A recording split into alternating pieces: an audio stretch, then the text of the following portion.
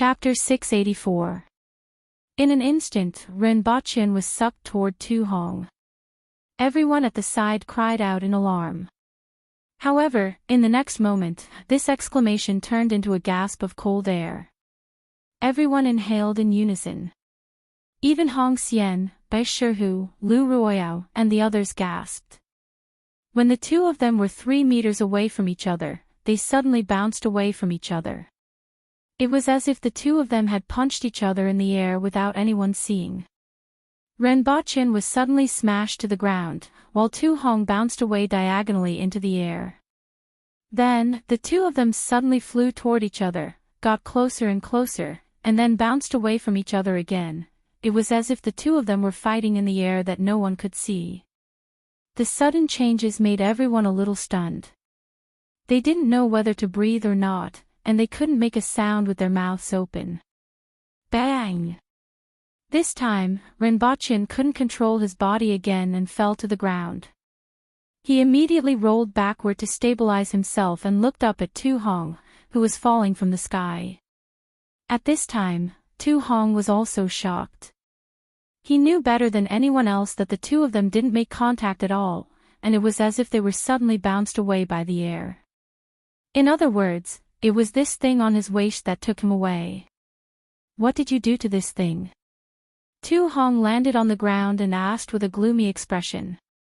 I didn't do anything. I just used some of the characteristics of the material. Of course, you wouldn't understand even if I told you. Even if you understood, I wasn't going to tell you. Renbochin chuckled. You are a Cardinal Heaven expert, so I naturally have to use some small tools to compete with you. Those small things that you look down on the most. Do you still want to try them? Renbochin asked.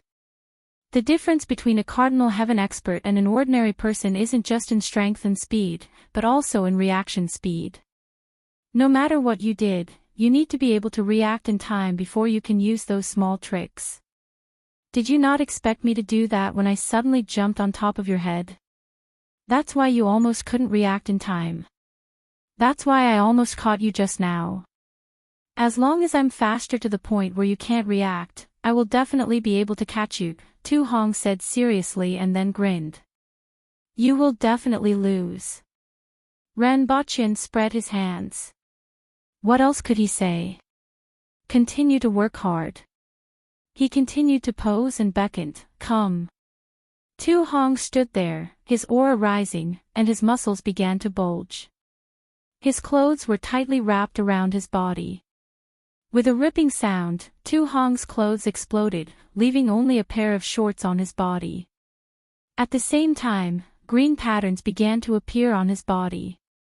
Like living creatures, they twisted and wriggled on his body. At this time, he's igniting his blood essence. The surrounding onlookers were shocked. Is he crazy? Even in battle, burning one's blood essence was only done when facing a powerful enemy. Furthermore, the opponent in this duel was the Empress's husband, an ordinary person. Yet, he actually burned his blood essence. Is that guy really that powerful? To be able to force Lord Tu to this extent? Lu Ruoyao was shocked. Sir Tu cannot lose. Hong Xian sighed. If Tu Hong were to lose again, the Tu family would lose all face. Your Majesty, I'll stop him, Tu Wan said as she stood up from her seat. There's no need. The Empress waved her hand. There's no need to stop him. This is also a part of his strength. Tu Wan took a serious look at the Empress. She looked calm and cold, like an iceberg, and she couldn't tell what she was thinking. Renbochin was shocked to see Tu Hong's clothes explode. If the magnet was broken, he would be in trouble. Fortunately, the muscles on his waist weren't like other parts of his body and didn't break the magnet. Bang! Tu Hong disappeared in an instant, leaving behind a 1-meter-wide pit on the ground. Renbochin also disappeared along with him. He can still react. Tu Hong, who was still in the air, looked at Renbochin, who was still maintaining the same distance from him, and was shocked. Once again, he stomped hard on the ground. It was as if the air had exploded, and his speed increased again. However, Renbochin didn't slow down at all. "I have to be faster," Tu Hong shouted as the blood vessels and veins on his legs twisted around them like flood dragons. The veins on his body became even more concentrated. "Still can't catch up. Why? Is it because he keeps facing me? If I go behind him, he won't be able to see me." Tu Hong suddenly changed his direction and circled around Renbochin. During this process, Renbochin was still retreating in the opposite direction and didn't stop at all. "I have to be faster. Faster. Faster." Everyone saw the two of them constantly changing directions in the air like two gusts of wind. One moment, they were heading east, and the next moment, they were heading west. However, Renbochin always maintained a certain distance from Tu Hong. Regardless of whether Tu Hong was in front or behind him, Renbochin seemed to have eyes on the back of his head. No matter where the other party was, he would always move in the opposite direction. His movement posture wasn't flattering, and people didn't even know how he exerted his strength. In other words, he didn't exert any strength at all. There seemed to be a thick air barrier between them. Tu Hong and Renbochin were on one side, and Tu Hong kept pushing the barrier. No matter which direction he pushed, Renbochin was always on the other side of the barrier. "I don't believe it, I don't believe it." Tu Hong's eyes were bloodshot, and he looked ferocious. "I'm a Cardinal Heaven expert. How can you keep up with my speed?" Tu Hong fiercely jumped toward Renbochin again. The same suction force came again, but in the next second, the two of them were bounced off each other. This time, Renbochin was tumbling in the air. Between them, there was a suction force and a repulsion force. Renbochin felt dizzy spinning in the air, and he had to focus all his attention on the suction force of the magnet. He kept switching between the two belts. Everyone watched as the two of them were sometimes far away and sometimes close together. Sometimes, they were pulled in the same direction, and sometimes, they were bounced off each other. However, Tu Hong couldn't even touch the corner of Renbochin's clothes. Renbochin didn't know how long he had been spinning for, but he was suddenly thrown to the ground. He felt dizzy and nauseous, and he started vomiting as soon as he jumped up. As he vomited, he looked at the other side from the corner of his eye and saw that someone had appeared between him and Tu Hong. "Xanjia. Sir Tu, it's over. You have lost," Xanjia said calmly. However, her eyes were shining with a strange light. "Impossible, impossible, impossible, impossible." Tu Hong stood there motionless, and his eyes were filled with red light. "A loss is a loss. Don't forget your identity." Tu Wan's voice traveled 100 meters into his ears. The familiar voice sobered him up a little, and he continued to mutter, "Impossible. Impossible." Renbochin retched for a long time, turned off the circuit on his belt, got up, and walked toward Tu Hong. "The facts have proven everything. Impossible. Impossible." Tu Hong continued to mutter. As a Cardinal Heaven expert, Renbochin couldn't even catch an ordinary person in such an empty area after the time it took for an incense stick to burn. He absolutely couldn't accept this. "Are you so unwilling? Do you want to compete again?" Renbochin stood up straight, put his hands behind his back, and chuckled. Upon hearing this, Tu Hong suddenly looked up at him and said, "Compete. Compete again. Let's not compete again. It's boring. How about this, put me in a cage next time. As long as you break the cage and catch me, you will win. Don't worry, the cage is made of ordinary iron, and even a child can tear it apart with his bare hands. You can try it on the spot and let everyone see. Then, as long as you break the cage and catch me, you will win." Renbochin suggested. "I'll compete," Tu Hong said with red eyes. Chapter 685. That thing of yours is quite interesting. How do you do it? The Empress asked Rinpoche as they chatted after returning to the palace. It's the attraction and magnetic force of a magnet. Rinpoche smiled and explained the attraction and magnetic force to her before asking, Your Majesty, would you like to try it? Sure. Rinpoche didn't expect the Empress to be so interested. Rinpoche asked someone to bring the strong magnet hoop and 2 electromagnet belts over. He then put the magnetic hoop on the Empress's body. However, the Empress's slender waist could only fit 2 people in the hoop. She still needed to hold it with one hand. Rinpoche put the belt on himself and smirked. In this case, the magnetic force didn't depend on strength, but on the weight. He was at least twice as heavy as the Empress. What are you planning? The Empress rolled her eyes when she saw the smirk on Rinpoche's face. Nothing. Rinpoche quickly denied it. He looked around and then went behind the Empress so that she would be bounced back to the door. Then, he pressed the button on one of the belts. The Empress instantly felt a force coming from the belt that wanted to send her flying, and her body immediately sank. Whoosh, bang. Rinpoche stretched out his hand and hung on the wall with an embarrassed look on his face.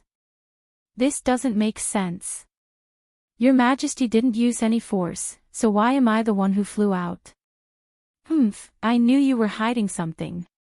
The Empress glanced at him and said faintly. Rinpoche struggled, but the repulsive force completely squeezed him to the wall, and he couldn't move his waist at all. However, I still have one more move. Rinpoche immediately switched to another belt. The Empress felt that the magnetic ring on her waist wanted to fly in another direction, but her body sank and didn't move at all. With a big smile on his face, Rinpoche pounced toward the Empress in the air. He was sucking her in. Seeing that Rinpoche was getting closer and closer, the Empress raised her right hand and pushed his shoulder. Gotcha. Rinpoche spun around and crashed into the Empress. The Empress grabbed his belt with one hand and spun her body on the ground. Her red muslin swayed along with her body. As the 2 of them spun on the ground, everything in the hall became blurry. Only the 2 of them looked at each other, and it was as if they were the only ones left in the world. Then, the Empress flung Rinpoche out of the bedroom door like a cannonball. The Empress tossed a battery up and down. Sure enough, this was the problem. As soon as this thing was pulled down, the suction force disappeared. After a while, Rinpoche came back with his face covered in dirt. One of his arms was dangling, and he had a tragic look on his face as he said, Your Majesty, my arm was broken after you pushed me. The Empress sighed. You are too fragile. Someone, get the doctor from the clinic here.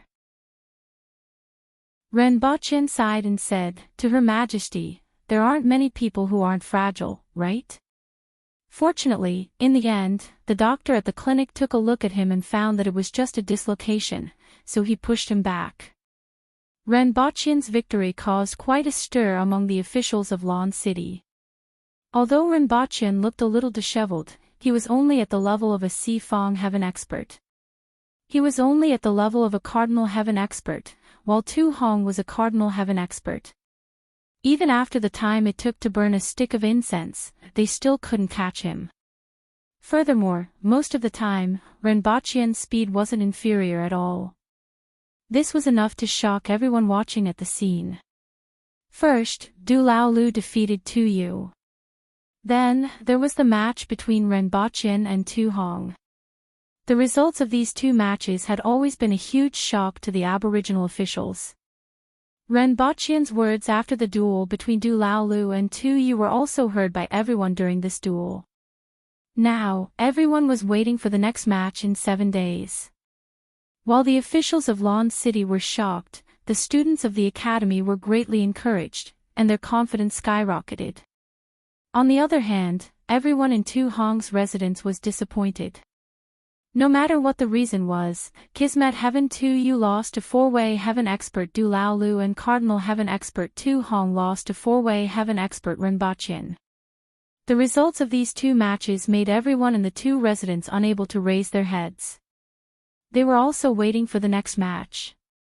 Although the results of this match made them understand that since Ren Baqin dared to take the initiative to propose another match, there must be a problem with the seemingly simple content. However, they couldn't figure out what the problem was even after racking their brains.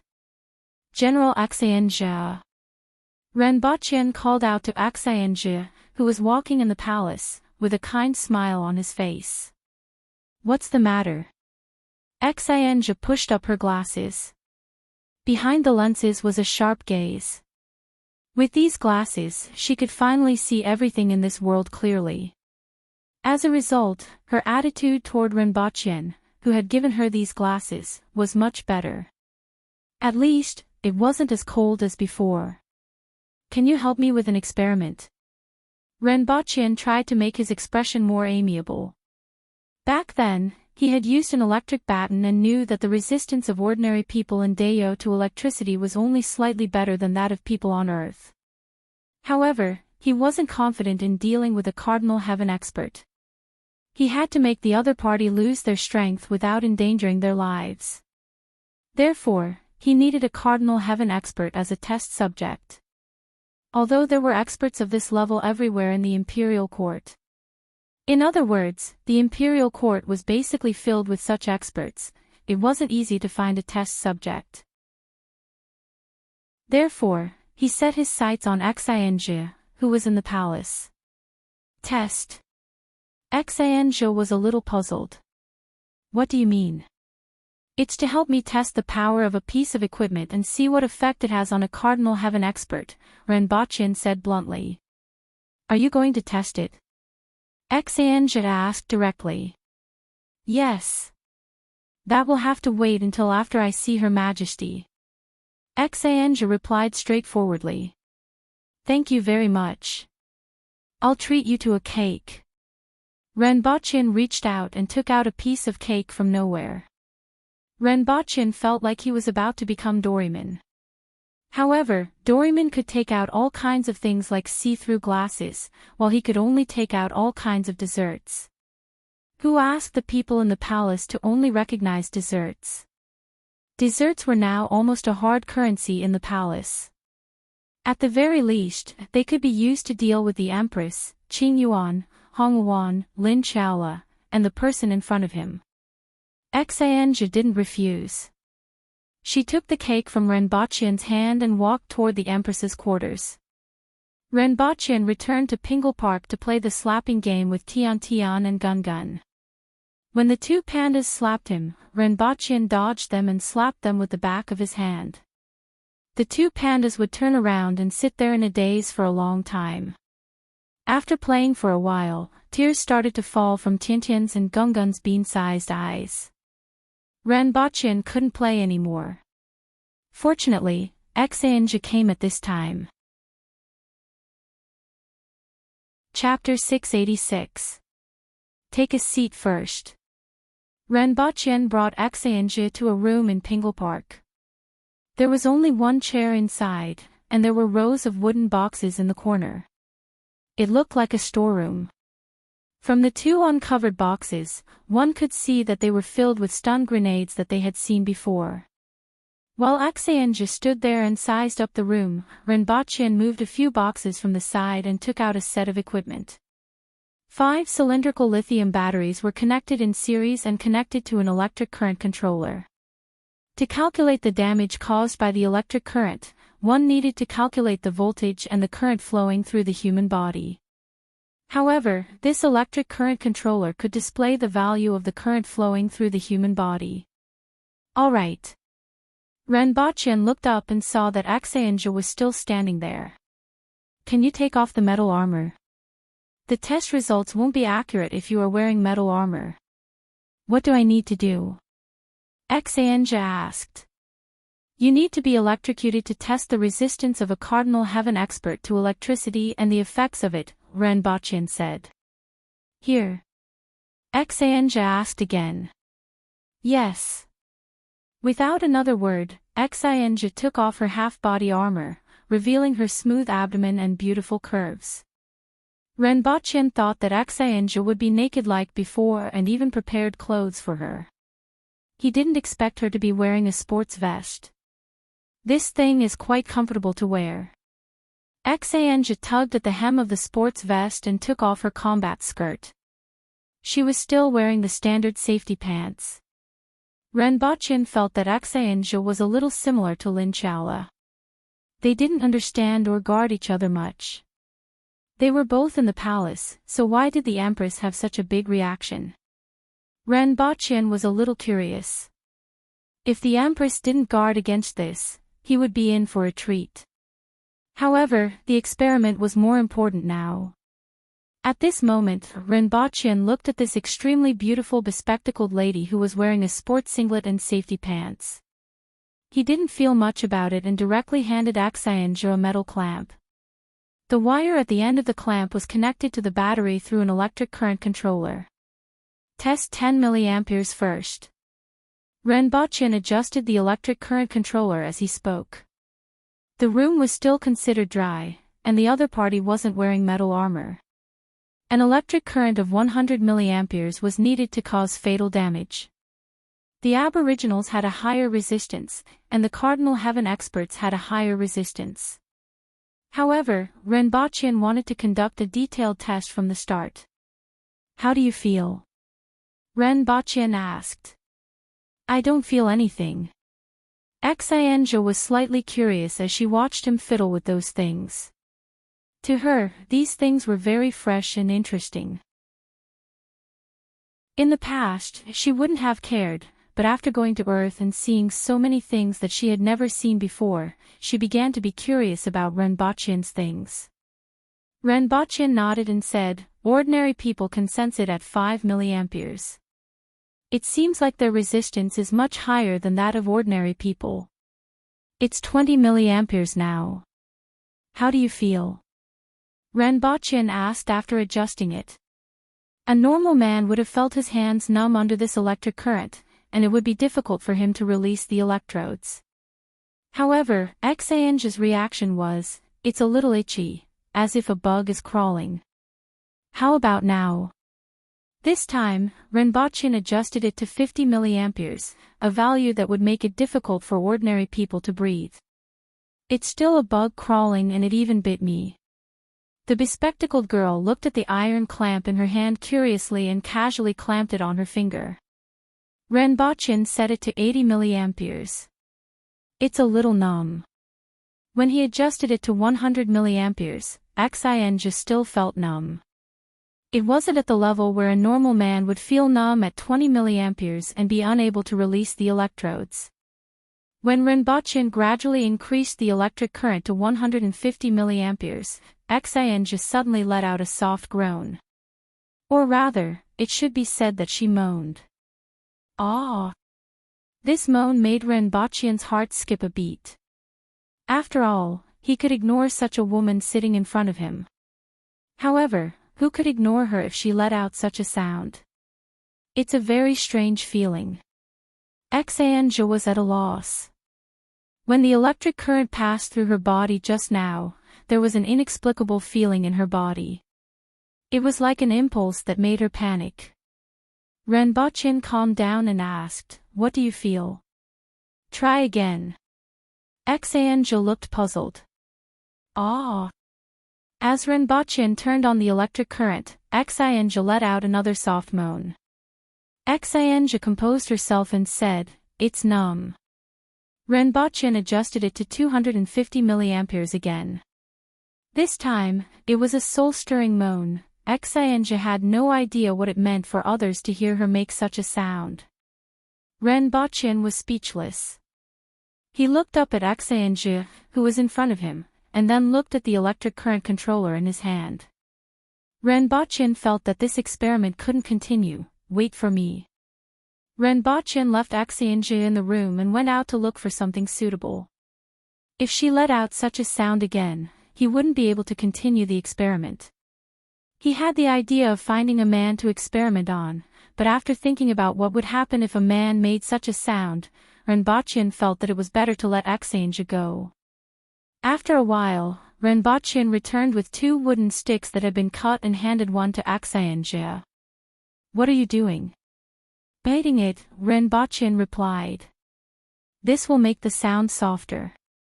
Enchanting looked at him with a dazed expression. "Why don't you tone it down a little?" Renbochin asked kindly. "It's a very strange feeling." Enchanting frowned.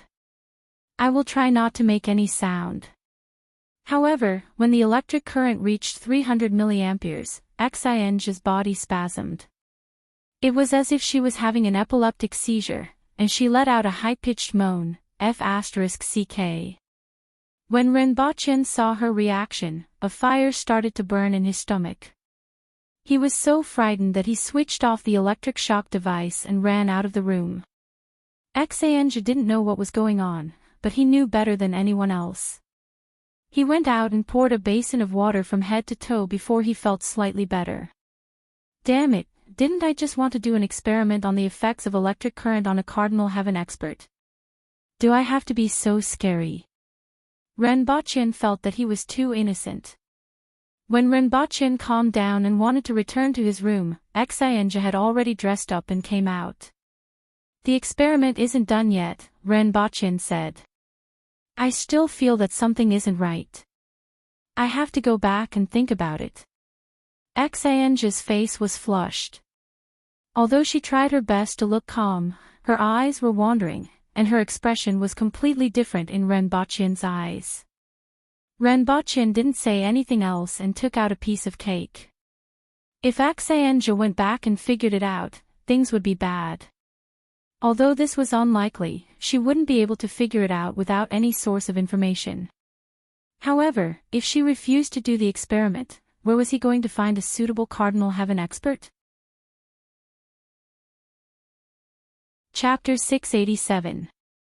The day before the second competition, the Empress suddenly asked, "These 2 days, I feel that there's something wrong with the commander of the Imperial Guards. Do you know what it is?" Renbochin's heart skipped a beat. "A few days ago, I looked for General Enchanting to conduct an electric shock experiment to test the resistance of a cardinal heaven expert to electricity. After all, if we don't understand it clearly and calculate accurately, we can easily lose our lives." Electric shock. The Empress looked pensive. "Is it like that person? Ning Kaichin?" Renbochin didn't expect the Empress to remember him. "Perhaps it's that name." "You know who I'm talking about," the Empress said faintly. "However, what are you going to do if something goes wrong with the commander of the Imperial Guards?"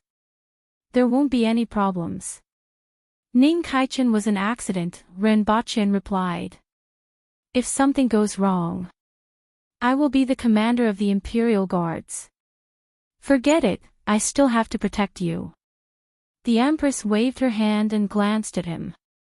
Didn't he know how weak he was? The shock of the electric current might have affected General Enchanting a little, but she should be fine after a while, Renbochin explained. "I hope so." The Empress nodded. "In that case, I will go back to prepare." Seeing that the Empress was fine, Renbochin got up and left. He only heaved a sigh of relief after walking a long distance out of the bedroom. It was just an experiment, but this was science. Why did he feel so guilty? However, he couldn't bring himself to think about the scene at that time. If another person had appeared there, he wouldn't be able to clear his name even if he jumped into the Yellow River. This was the first time Renbochin saw Enchanting's face. It was full of wildness, temptation, and a trace of helplessness. Later on, it was mixed with an expression of enjoyment. It was like a dancing flame that wanted to burn him and everything around him to ashes. When all the experiments were finally completed, Enchanting, who was a cardinal heaven expert, was drenched in sweat. It was as if she had just been fished out of the water. The 2 pieces of clothing on her body clung tightly to her body, and her body, which was drenched in sweat, reflected the sunlight that shone through the window. As for Renbachien, he was also drenched in sweat. To be able to control himself under such circumstances, Renbachien felt that he was much better than Lu Xiaohui, who was sitting calmly in bed. Fortunately, Renbachien had obtained the information that he wanted. Under normal circumstances, the upper limit of Xianzhe's electricity tolerance was 550 mA, but it reached 800 mA after the initial ignition of her blood essence. Renbachien estimated that the maximum limit of the blood essence burning should be 1000 mA. When the blood essence was completely ignited, the electric current passing through the body would reach this value, and the entire body would be paralyzed. It would be difficult to breathe, and it would be life-threatening if the duration was prolonged. This duration was more than 10 seconds. However, this number was already terrifying enough. It was important to note that an ordinary person's life would be in danger if the electric current passed through their body exceeded 100 mA. The resistance of a cardinal heaven expert was 5 to 10 times stronger. If one was stronger, their resistance would be even higher. As he pondered, the scene in that room appeared in his mind again, as well as the pair of eyes that were at a loss because of the changes in his body. He hurriedly shook his head to get rid of the thoughts in his mind. The look in her eyes made him feel very guilty. Xianzhe was different from Ning Kaichen. Ning Kaichen could choose his own path, and Xianzhe did not feel guilty. As for Xianzhe, her expression and gaze at that time were unforgettable, and he felt a little apologetic. Renbachien walked briskly through the palace. Behind him, a woman in armor appeared from a corner. She looked at his back view and walked in another direction. Although it was an experiment and she knew what Renbachien was doing, she always felt that something was wrong after the incident, but she did not know what the problem was. In particular, the feeling of her body at that time made her extremely terrified every time she thought about it. She wanted to forget it, but she could not. It was like a nightmare that haunted her. This time, Hong Xian and the others are betting again. The odds are 1-to-1 against Yagui. Are you guys betting? You won the last time. I'm betting again. Although the odds are lower, I bet 60 taels of silver when the odds were 1-to-10 last time. If I win again this time, I will win 1,200 taels of silver. Furthermore, I will be able to see the look on their faces when they lose. Just thinking about it makes me happy. Su Peng laughed. You have confidence in Yagui. Even that coward Du Lao Lu won. Will Yagui lose? Besides, I can roughly guess what Yagui is going to do. One day later, there was still a sea of people outside the city. In addition to the court officials from the previous time, many commoners heard the news and rushed over to watch the match between four-way heaven experts and cardinal heaven experts. This included the people from the Zhang family and the Jing tribe. This time, they appeared at the side of the arena and occupied a small space in the corner. An average-sized iron cage was transported to the center of the arena. The 6 sides of the cage were made of steel bars that were not as thick as a pinky finger. They were made by the Ministry of Works and were not mixed with any additional metals. Anyone who had the strength of a four-way heaven expert could easily tear it apart. Subsequently, someone placed a cushion made of an unknown material and a wooden chair inside. Renbachien and Tu Hong looked at each other and walked into the arena. However, their expressions were very different. Renbachien looked relaxed and carried a box in his hand, while Tu Hong looked grim. After all, he had already lost one match and could not afford to lose a second one no matter what. In addition to the two of them, there was also a 7- or 8-year-old child with a runny nose. His strength was equivalent to that of a four-way heaven expert. For a commoner's child, this was considered pretty good. Renbachien entered the cage through the small door, closed the door, and sat on the chair unhurriedly. He placed the box in his hands on the cushion at his feet, pulled out an iron clamp that was connected to a wire, and connected it to the bottom of the metal cage at the side. It's done. You can try it first, just like what I said to you just now, Renbochin said to the child with a smile. Oh. The child went forward and pulled on one of the iron bars. It didn't take much effort for the iron bar to bend. Let's go back and get the reward from that person, Renbochin said with a smile. That child immediately ran back to the crowd with a happy face. These things were made by the Ministry of Works without any tampering. The tampering is on the box at my feet. As long as you can pull the cage apart, you will be able to pull me out and you will win, Renbochin said calmly. Tu Hong naturally knew that the iron cage was made by the Ministry of Works and saw the child easily pull the iron bars apart. It could be said that he could break the iron cage with a slap. However, after experiencing a failure, he couldn't relax at all. If he failed again, the entire Tu family would be too ashamed to face others. Begin.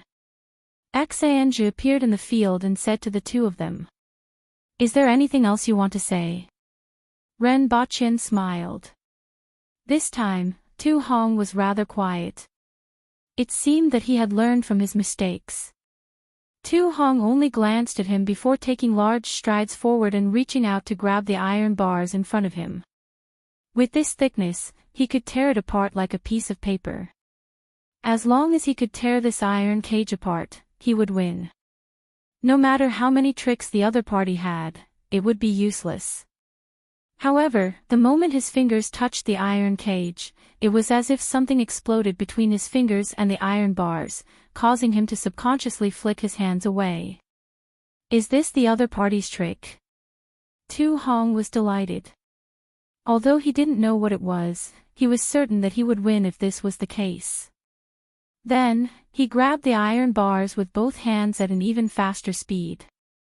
Renbochin smiled when he saw Tu Hong's actions. This cage was full of electricity, and if Tu Hong kicked it away, he would be the unlucky one. However, it was impossible for Tu Hong to do that. Renbochin's initial request and the actions of the child just now were to induce Tu Hong to grab the cage with his hands.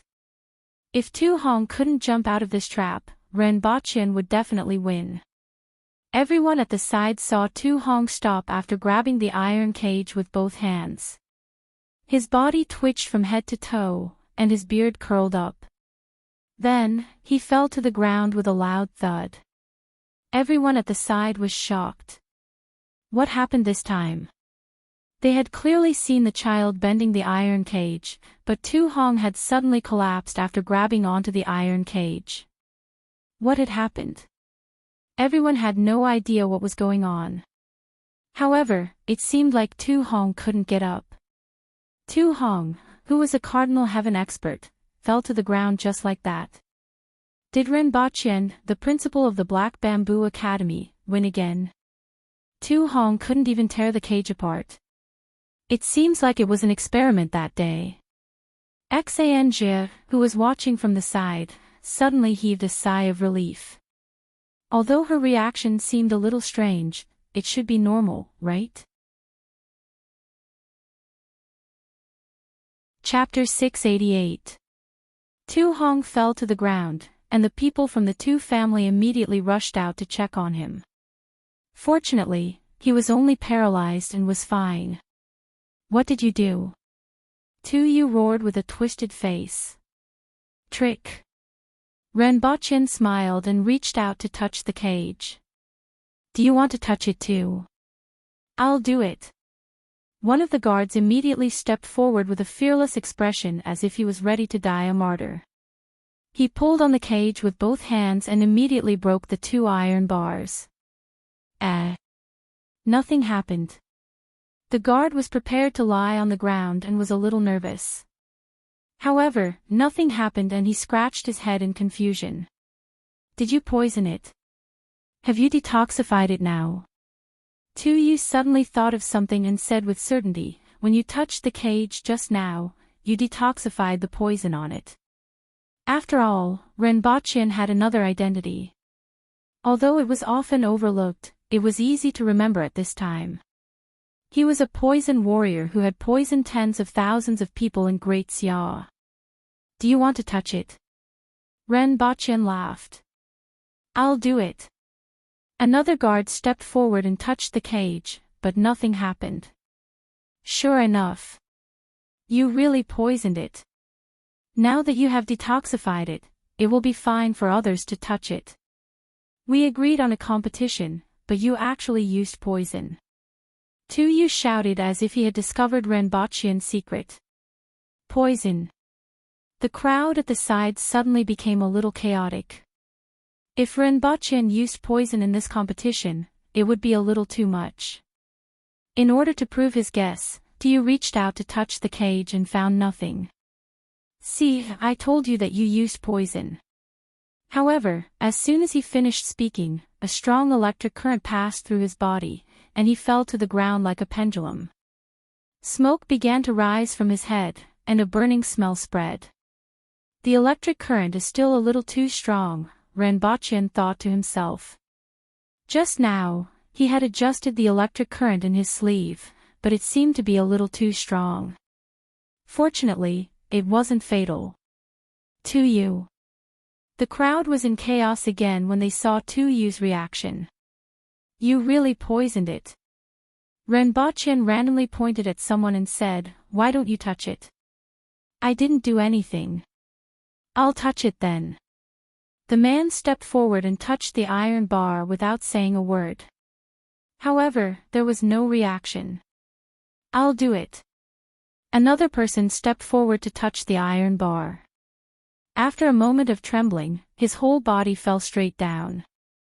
I'll do it. Another person came up, but there was no reaction. This time, everyone was a little dumbfounded. How could there be a selection? The crowd on the sidelines was also confused. It would take time to detoxify the poison, right? How could two people take turns to go up? One was injured, while the other was lying down. How did this happen? One person stepped forward to touch the iron bars without saying a word. His body immediately trembled. He did not expect that another person would stand on the other side of the cage and touch the iron bars. According to their thinking, Ren Bachyan couldn't possibly attack two people in different directions at the same time, right? Then the two of them twitched and lay down again. That's why it's scary to be uneducated. Ren Bachyan said casually. What did you do to them? Someone shouted. It's just an electric shock. I'll be fine in a while. Ren Bachyan turned his head to look at Enchanting, who was in the middle of the arena. It's about time, right? Black Bamboo Academy wins. Enchanting shouted. Cheers erupted from a corner of the arena. The students from the academy had gathered there. At this point in time, many people had guessed what Ren Bachyan had done. When they saw the bewildered faces of the people from the two residents being toyed with by Ren Bachyan, they burst into laughter. As for the others, they looked serious. Up until now, they still did not know how Ren Bachyan did it. Principal Ren, did you use poison? Tong Jinye stood up and asked the question that was on everyone's mind. Of course not. Do you think I have the ability to poison a Cardinal Heaven expert in an instant? Ren Bachyan laughed. Everyone looked doubtful. It was indeed very difficult to poison a Cardinal Heaven expert in an instant. However, Ren Bachyan's reputation as a poison warrior still made everyone suspicious. Moreover, whether it's poison or not, you will know once you get someone from the clinic to take a look. Ren Bachyan put away the iron clamps outside the box, carried the box, and crawled out of the cage. What's in the box? Someone immediately asked. What's in the box? You won't understand even if I tell you. As a man-will expert, I can't possibly compete with a Cardinal Heaven expert barehanded, right? Ren Bachyan said casually as he walked. Everyone was speechless. What did he mean by a man-will expert? Could he be any more shameless? A man-will expert was equivalent to a four-way heaven expert of the Aboriginals. In terms of combat strength, they were weaker than a four-way heaven expert of the same level. At most, they were at the level of an ordinary person. However, no one could say such shameless words that an ordinary person couldn't use external objects to compete with a cardinal heaven expert. Furthermore, the two of them were competing with external objects and the strength of their practitioners. Everyone was clear about this. Everyone watched as Rinpoche leisurely walked back while the people from the two residents became the background. They didn't know what to say. Everyone was a little dumbfounded. The impact of these two matches was indeed not small. In the eyes of the Aboriginals, Cardinal Heaven experts were already the top experts and were the lifelong goal of all Aboriginals. However, they were in an extremely sorry state and ended up losing 2 consecutive matches. Although these 2 matches couldn't represent everything, it was enough to illustrate some problems. Rinpoche was also very satisfied. After these 2 matches, he should be able to change the opinions of some people. With these people's opinions changed, it would be easier for him to do things in the future. Furthermore, the students of the academy wouldn't have to be looked down upon in the future. Just as Rinpoche was about to reach the Empress, everyone's attention was attracted by the people in the center of the arena. An extremely powerful aura rose from the center of the arena. Tu Hong's entire body was covered with greenish-black veins. He stood up straight from the ground, looked up at the sky, and roared, "I'm not convinced."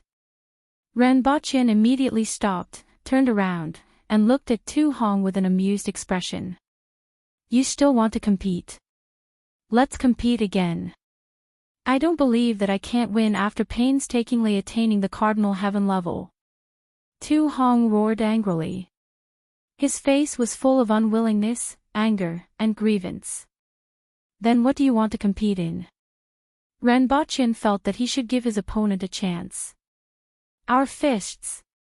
Tu Hong roared without hesitation. "You are stronger than me in terms of fists, but I can agree to compete in destructive power. We don't need to compete in anything else. We just need to find an object and compete in destructive power. Based on my calculations, 7 days later is an auspicious day," Rinpoche said. "Let's compete in this." Upon hearing this, Tu Hong spat out these 4 words. He closed his eyes, and the skin all over his body exploded. Fresh blood spurted out from the surface of his skin as he fell backward. Chapter 689. The second floor of Shanhui Building had always been the gathering point for the children of the officials in Lan City. If a brick was thrown in and hit 2 people, at least one of them would be the son of a rank 5 official and the other would be a rank 4 official or above. However, there was a gloomy atmosphere in Shanhui Building. "I didn't expect Sir Tu to lose 2 rounds in a row. I thought that a Cardinal Heaven expert would definitely win." Someone sighed. "How much did you lose?" The person who sighed stretched out 2 fingers. 200 taels. "Where did you get so much money?" "It's 110 taels. Not only did I lose all my wealth, but I also lost 100 taels from my small group." "Your entire wealth is only 10 taels. "Nonsense. You borrowed 5 taels from me at Jinyu Building previously. Otherwise, I would have 15 taels. Stop talking nonsense and return the money."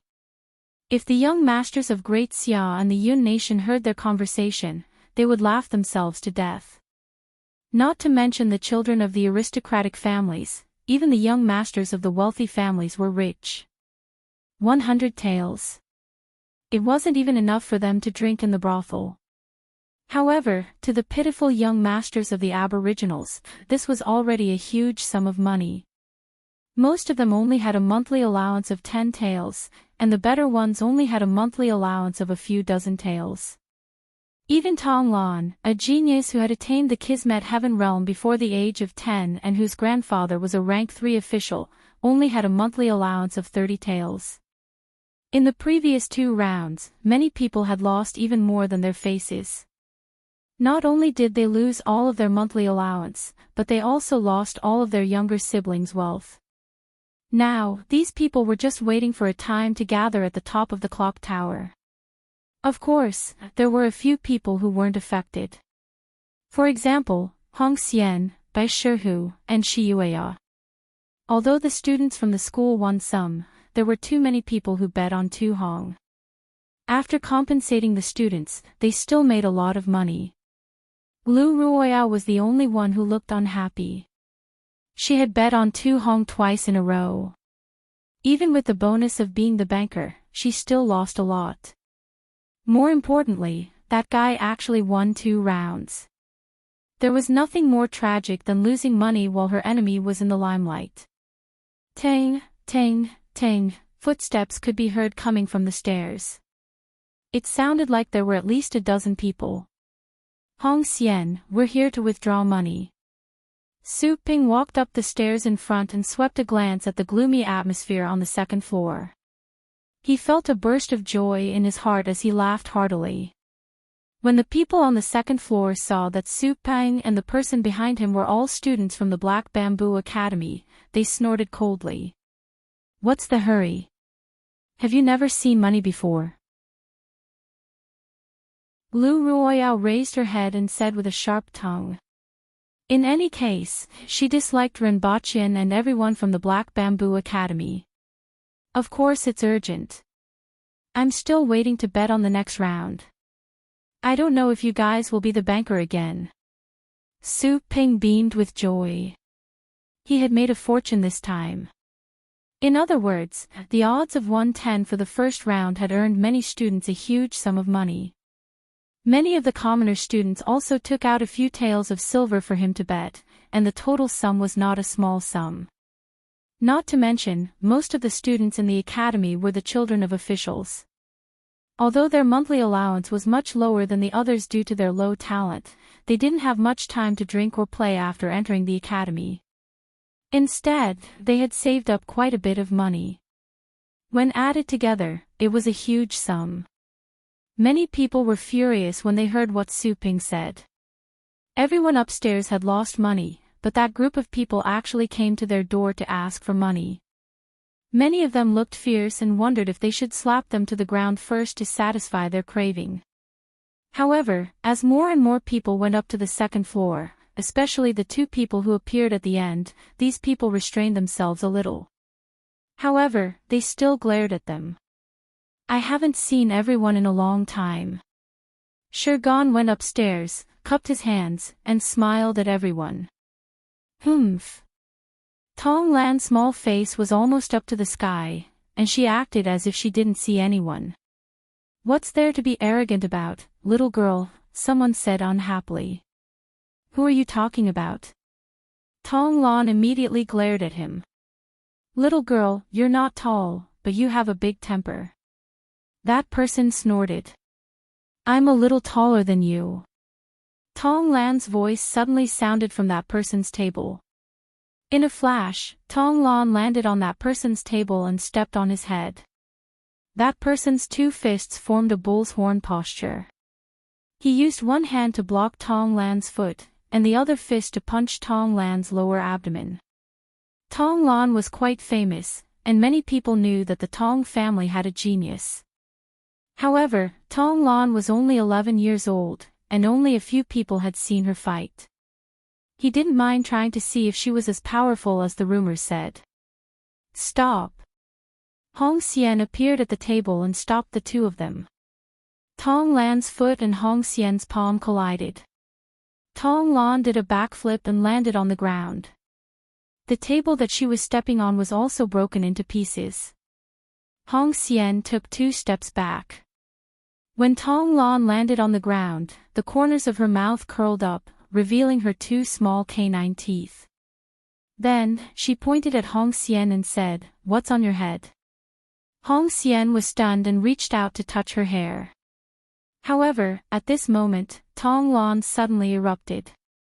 She opened her hands like the huge mouth of a ferocious beast, and her 10 fangs were the fangs in her mouth. She tried to bite Hong Xian. Rip! Even though Hong Xian's reaction was fast, she couldn't defend in time, and Tong Lan tore a piece of cloth from her shoulder. What are you doing? Hong Xian took a few steps back and said angrily. I heard that you are quite powerful, and I want to try.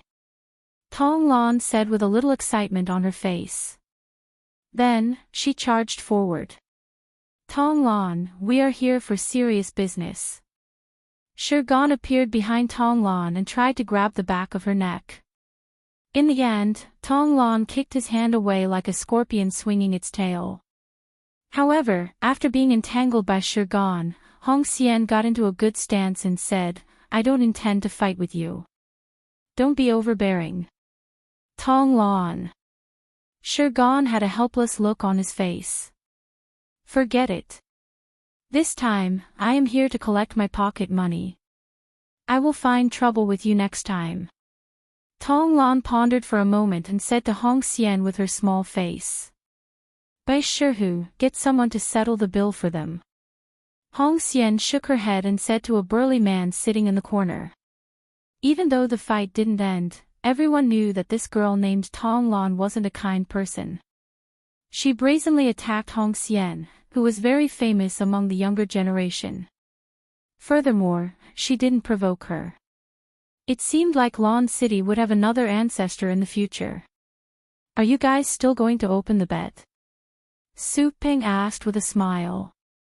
He exclaimed in his heart that it was indeed the right decision to bring Tong Lan over. Even though he was sometimes bullied by Tong Lan, this fierce girl, was still more of a deterrent to people who weren't from the school. Of course. Principal Ren's payout is 2-1, and Sir Tu's payout is 1-2, the burly man in the corner said honestly. So little. Su Peng was surprised. The first time, it was 1-10, and the last time, it was 1-1. Why was it 2-1 now? Who doesn't know about what happened in the north? Even though Sir Tu is a Cardinal Heaven expert, Principal Ren has already won 2 rounds, so the payout will naturally decrease, the burly man said slowly. Calculate our bets and bet it all on Principal Ren, Su Ping said directly. Even though it was a little less, it was still something. Why wouldn't they accept free money? Are you really going to bet it all? Hong Xian asked. All. Su Ping said decisively. Chapter 690. Tai Tu, are you really going to bet on Sir Tu? Didn't you bet on that person previously? Now that Sir Tu has lost 2 rounds, are you going to bet on him? In my opinion, Sir Tu is in danger this time. Have you heard about what happened in the north? Back then, that person sent something to the Great Xia barracks and killed the commander of the Great Xia army. I don't care about that. I never look at these things when I bet. I only look at the odds. Whichever odds are higher. If you don't bet, then bet on a big one. All in. All in. If you win, book the entire brothel, and if you lose, go back to the mountains to hunt. A dark-skinned, fierce-looking youth was beaming with joy as he stood on the street. Your family is really strange. Everyone has a monthly allowance, but you still want to go hunting in the mountains. A youth laughed. My father said that strength is gained through fighting, not through training. He fought all the way from the mountains to Lan City like this. He always said that if you can't even beat the beast cubs in the mountains, then you are useless. 7 days passed in a flash. During these 7 days, 2 huge concrete cubes with a length, width, and height of 10 meters were built 1.5 kilometers outside the city. These 2 concrete cubes were made of stone concrete. They were made from stone and concrete with a diameter of 0.5 meter. Their extremely strong hardness and huge size were sufficient for testing. 7 days later, everyone gathered outside the city again.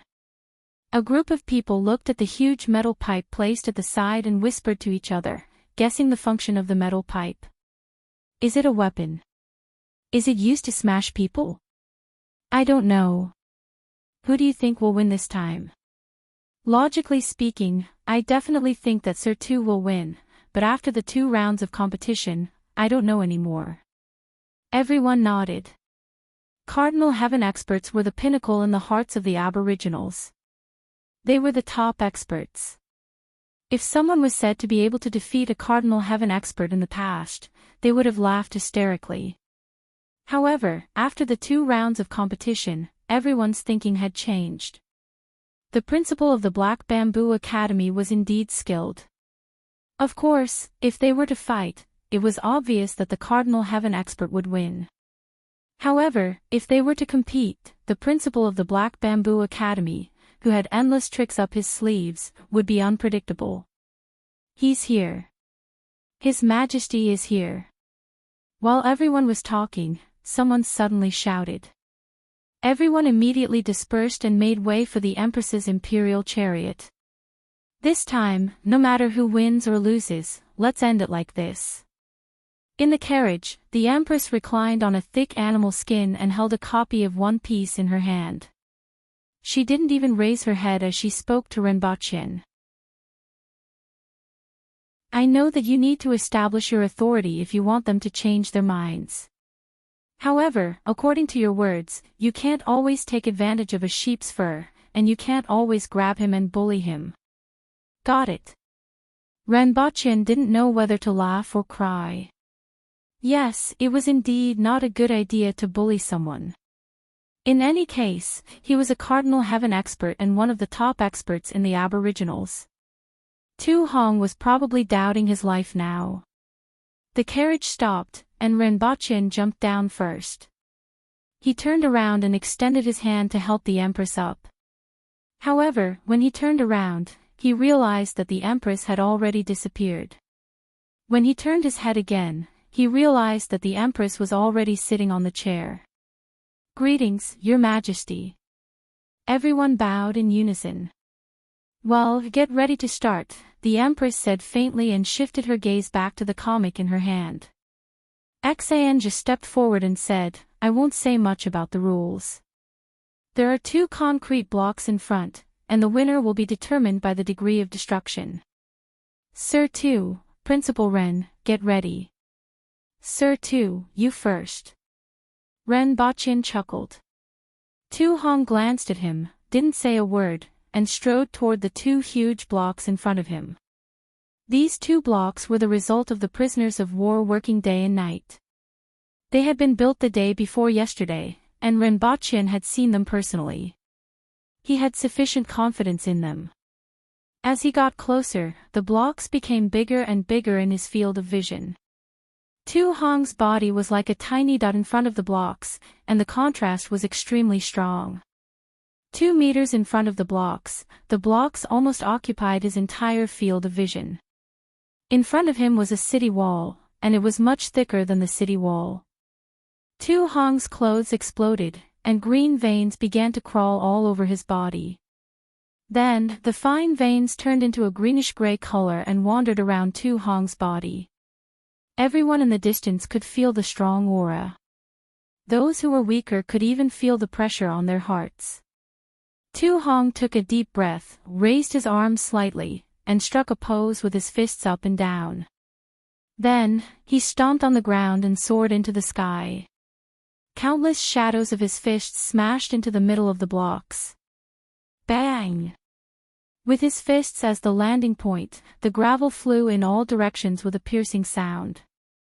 A huge pit that was 1 meter deep appeared in the middle of the block, and cracks spread in all directions from the center point. Cracks flowed on the concrete block, and small pieces of rock peeled off. The moment Tu Hong's feet landed on the ground. Boom! The 10-meter-tall concrete cube shattered with a loud bang, turning into countless gravel that fell down. Rinpoche stood in the distance and smacked his lips. This scene was indeed very shocking, both visually and in terms of the destructive power contained within. Such a huge cube was actually shattered in a single move. Furthermore, it was solid and not hollow. It was a concrete block of 1,000 cubic meters. This wasn't something that could be achieved with a few thousand kilograms of strength. Fortunately, he had never underestimated the martial arts in this world. Even though he was amazed, he could still accept it.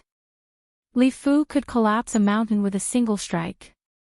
If he really looked at everything in this world with a scientific perspective, he would have gone crazy a long time ago. He had to accept that many times, this world simply couldn't be viewed with the current scientific perspective. Hearing the exclamations from the sidelines and looking at the landslide in front of him, Tu Hong smiled. Then, the skin on his body exploded, and blood spurted 3 meters high. His entire body fell to the sky. I should be able to win this time, right? Li Fu thought to himself as he looked at the sky above his head. After burning his essence and blood twice, his strength hadn't recovered to its peak. In order to win this time, he had to go all out. Fortunately, he was prepared this time. Tu Wan immediately brought Tu Hong back to the clinic for treatment. Sir Ren, it's your turn. Tu Wan turned to look at Rinpochen and said in a deep voice. I'm already preparing. Rinpochen nodded and was assembling his killer weapon this time, the 300mm mortar. The barrel was brought back from Earth by Rinpochen and was made of alloy. In order to reduce the accuracy and range, the barrel was shortened by a lot, and the weight of the barrel was reduced to 600 kilograms. The support frame and chassis were rushed by the Ministry of Works. The bipod weighed 1,700 kilograms, while the chassis weighed 3,800 kilograms. Naturally, there was only one shooting angle. Based on this angle, the range was 1,500 meters. As for the shell, Rinpochen only prepared one. It weighed 960 kilograms and contained 450 kilograms of CL-20 explosives. Its power was 16 times that of TNT of the same weight. In other words, this shell was equivalent to the power of 3 tons of TNT. Chapter 691. Rinpochen calmly watched as the craftsmen from the Ministry of Works installed the mortar. The base weighed close to 2 tons, and 2 people could carry it. Home of 2 feet weighed 1,700 jin, and 1 person could carry it on his shoulders. Sometimes, Rinpochen felt that it was a waste of talent to not send these people to build the pyramids. All the parts were made by the Ministry of Works with the blueprints, and the card slots at the joints were all hand-hammered out. Although there were some minor problems, it was no big deal when it was installed. If there was a problem, such as the connection buckle being a little too big, the craftsman would hammer it down and rub it with an iron bar, and it would fit in. There was nothing wrong with the saying that strength creates miracles. It took half an hour for the mortar to be installed. Your Majesty, let everyone retreat, Rinpochen said. The Empress shifted her gaze away from the manga and narrowed her eyes as she looked at his face. The sunlight behind Rinpochen was somewhat dazzling. We're already so far away. Isn't that enough? The Empress asked as she pointed at the concrete cube in the distance. It's too close. I'm afraid of an accident. It's best to retreat 2,000 steps, Rinpochen said. In order to make it easier for them to watch, they stood no more than 200 meters away from the concrete block. It was too close, and it was too easy for them to be accidentally injured. Furthermore, most of the components of this mortar were manufactured in Dayo. If something went wrong, such as the landing point being slightly off target, he was afraid that half of the imperial court would be wiped out. The Cardinal Heaven bigwigs would be fine, but half of the officials would be dead or injured. Even if there were no problems, the destructive range of the fragment was not small, and it would definitely include this place. The Empress looked at him suspiciously and asked, "Don't tell me you used a nuclear warhead." With regards to the might of a nuclear bomb, the Empress was still extremely fearful. That thing wasn't something that a human could withstand head-on. If she was far away from the explosion, she was confident that she could escape. If she had been too close to the explosion site, she could clearly remember the video and photos she had seen at the time. The consequences would have been very serious. It's not a nuclear bomb. That control is too strict. They won't let go no matter what.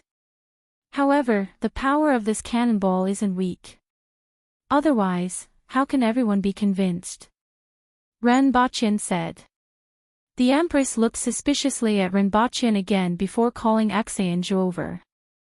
Get everyone to take 1,500 steps back. Yes. Exange didn't ask any questions and turned around to make the arrangements. After that, the crowd at the back started to get chaotic. Although they didn't know what His Majesty had planned, they gradually retreated. Could it be that that person's moves are too powerful, and Your Majesty is afraid of hurting us? Lu Ruoyao said in a strange tone as she walked backward with her hands behind her back. Who knows? Hong Xian said indifferently. There must be a reason why His Majesty made such arrangements. We'll just have to wait and see. Then, he said coldly, Young Sparrow Hawk, you've gone too far. You even dare to question His Majesty. Lu Ruoya was stunned for a moment, then she said softly, I'm sorry. It's not that I'm sorry. It's just that you're in danger. Hong Xian shook her head and warned. I'll be careful. After everyone had retreated to the back, Renbochin got someone to clear the space in front and behind the mortar. He then opened the box and carefully took out a mortar shell that was the size of a human. Although he knew that this thing wouldn't explode easily, holding such a big bomb made him feel uneasy. Under everyone's gaze, Renbochin carefully stuffed the human-sized cannonball into the cannon barrel. He then took a few steps back and shouted, Sherhu. Sir.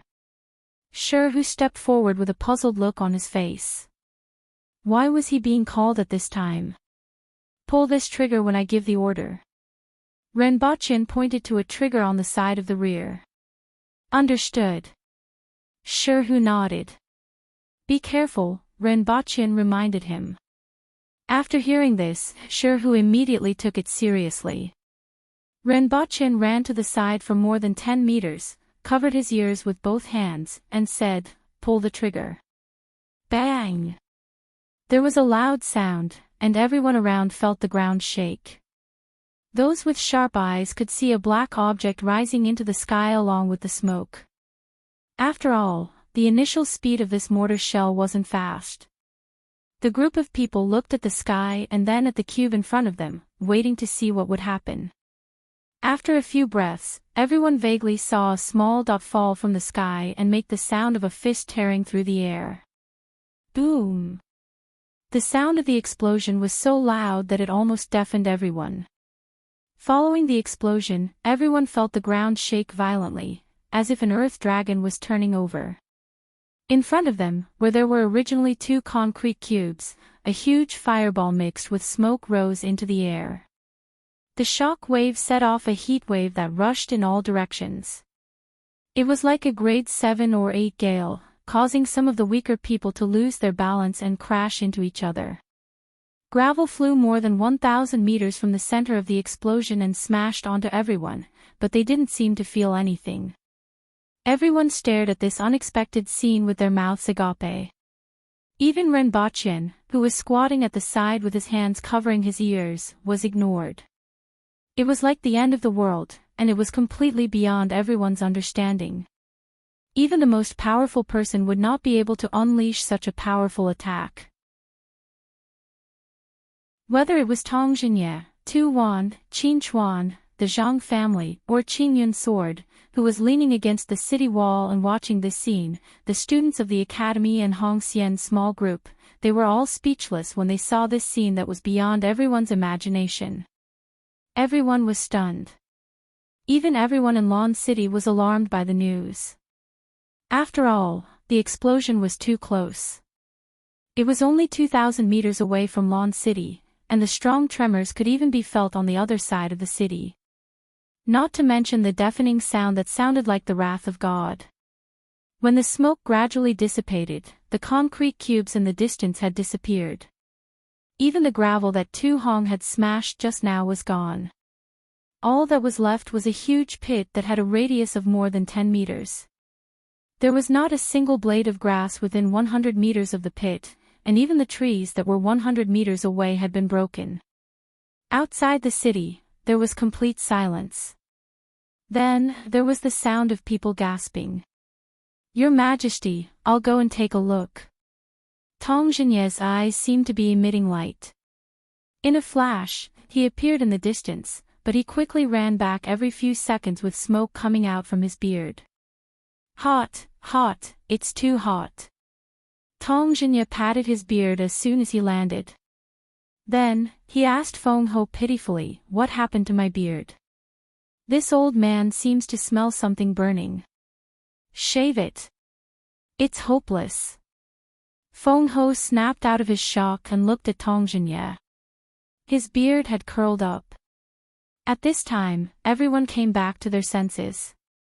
It was a mess outside the city, and everyone was discussing the scene just now in shock. Everyone knew that Rinpoche definitely had a trump card, but no one expected it to be such a big one that they were all shocked. After another 2 hours, the temperature at the center of the explosion slowly dropped, allowing everyone to get closer. Everyone gathered around and saw that there was a huge pit with a radius of 50 to 60 meters and a depth of more than 20 meters. This power wasn't just big, but it was simply terrifying. After marveling at this terrifying destructive power, everyone's faces gradually became strange. A huge concrete block was in the pit. It wasn't too big and was only a quarter of an intact block. However, the problem was that Tu Hong's block had been smashed into small pieces, and there wasn't even a trace of it left. It had been blown away by the shock wave just now. With such a big piece inside, it could only be Rinpoche's target. If both parties competed in making pits in the ground, Rinpoche would undoubtedly be the winner. There was no doubt about the power of the attack just now. Just the visual effect alone was shocking enough, and the power was even more astonishing. The problem was that both parties' targets were the two huge concrete cubes. In other words, Rinpoche used an extremely destructive attack that exceeded everyone's imagination, and lost. Rinpoche was speechless when he saw that piece of concrete in the pit. He smiled awkwardly and said, "I missed. It seems that Sir Tu won this round." From the looks of it, the mortar shell just now stuck close to the concrete cube and then exploded. Since it exploded from below, most of the concrete was blown up, and the rest was sent flying upward before falling into the pit. Hearing this, everyone was speechless. Su Peng and the others at the side were even more shocked. They were even more shocked than when they saw the explosion just now. "You made such a big scene and made such a big pit, and then you tell us that you missed? Ha! Are you trying to kill us? Ha! Ah! My pocket money." Tong Lan looked like she was on the verge of collapsing. If it weren't for someone holding her back, she would have rushed up and fought with Rinpoche. "Ha ha ha ha, that's what I said. Who cares about this and that? Let's bet big. All in, all in. Whichever has the higher odds. The winner will book the brothel, and the loser will go hunting in the mountains." A ferocious-looking young man laughed wildly. "Dad, tonight at Jinyu restaurant, it's my treat." Chapter 692. The match between Rinpoche and Tu Hong was finally over. When the results were out, some people were happy while others were sad.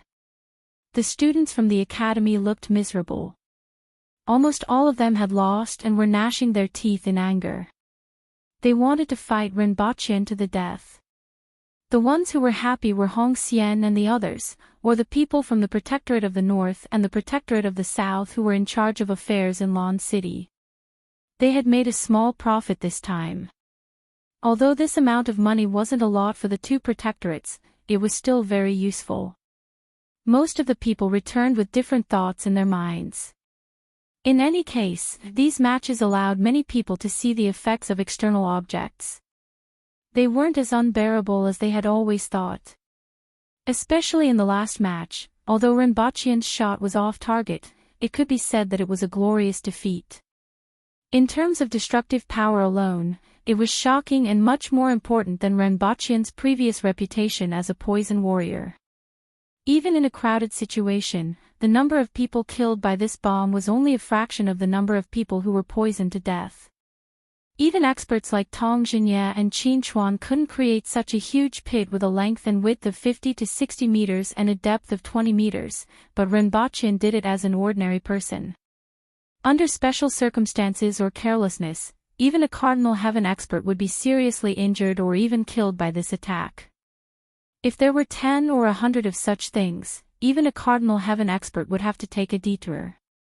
The value of Black Bamboo Academy and Renbachian's strength had greatly increased in everyone's hearts.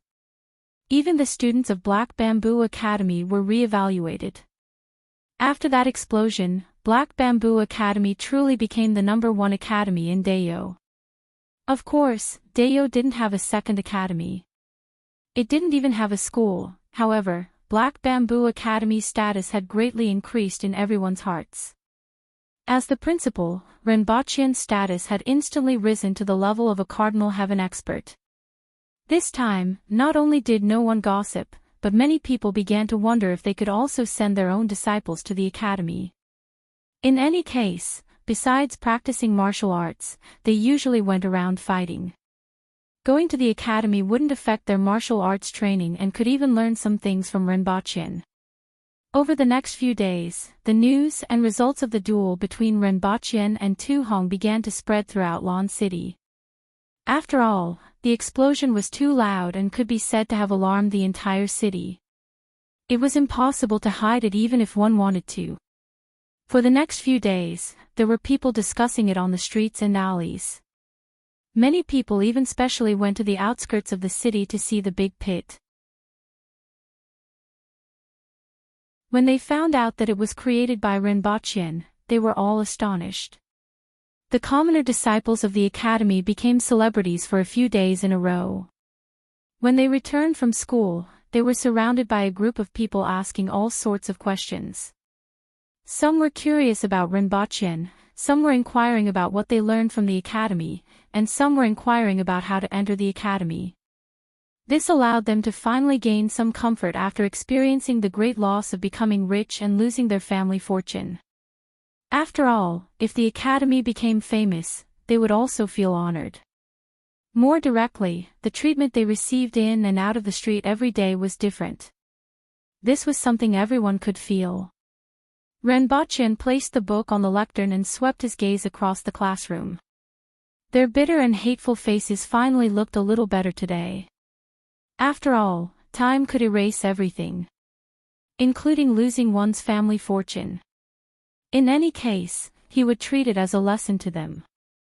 Uncontrollable things like gambling and jumping off cliffs should be kept away. That afternoon, the attention of the students was focused on another matter, which was how to send the train out of the city.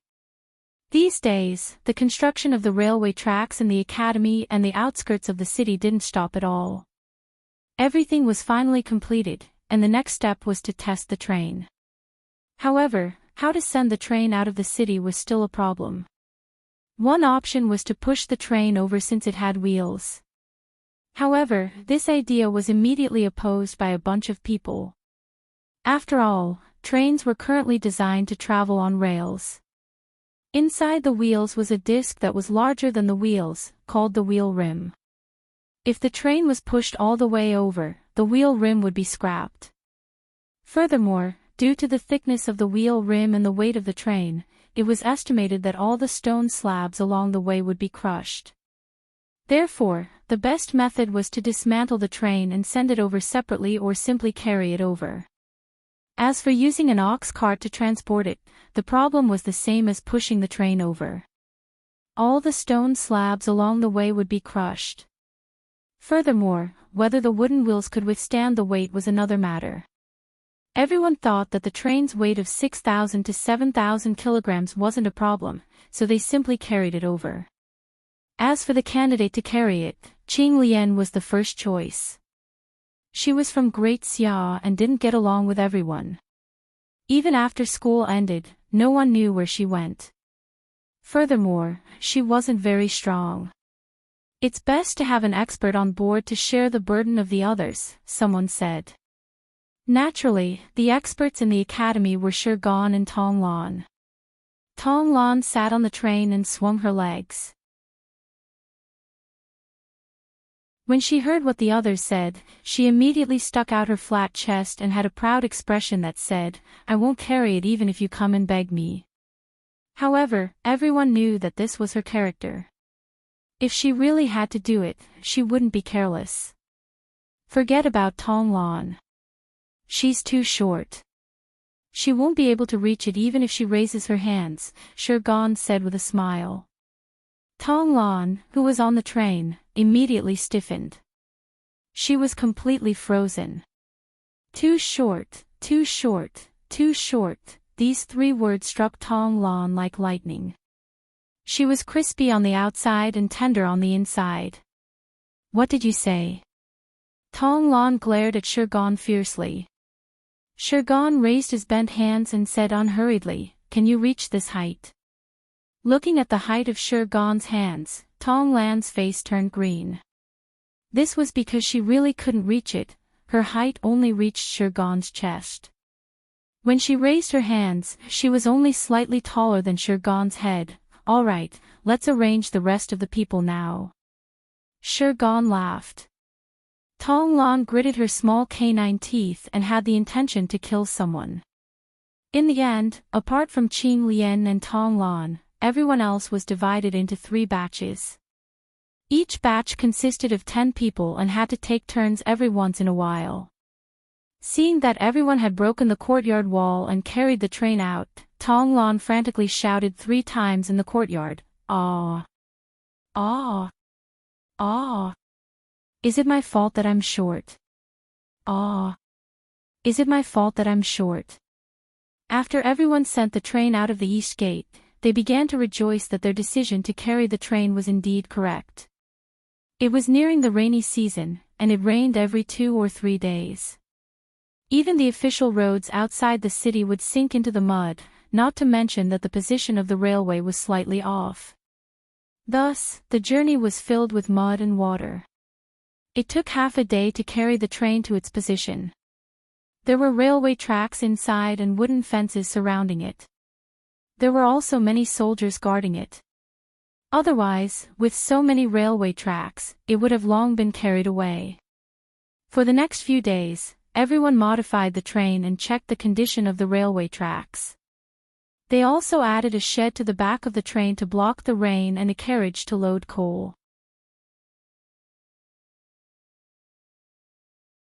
Chapter 693.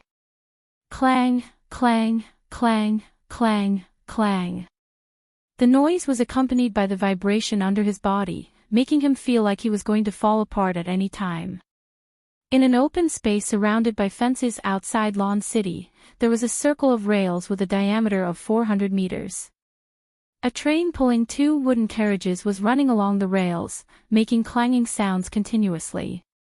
Ren Baqian, the Empress, and the rest were in the second carriage behind the train.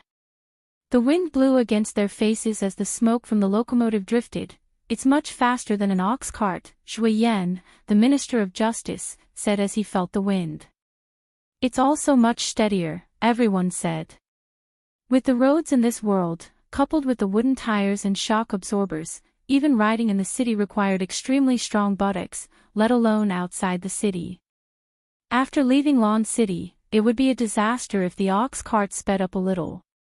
It could even make one vomit out their internal organs. "It's just that the smell is too unpleasant," Yu Shang, the Minister of Agriculture, said as she covered her nose. "After all, there are advantages and disadvantages." Ren Baqian smiled and then introduced it to everyone. This kind of train can travel 70 kilometers in an hour and 140 kilometers in 2 hours. It can travel up to 1,680 kilometers in a day and only takes 2 days to travel from Lawn City to the Protectorate of the Northeast or the Protectorate of the North. This is only the current speed. It can continue to increase in the future and even double.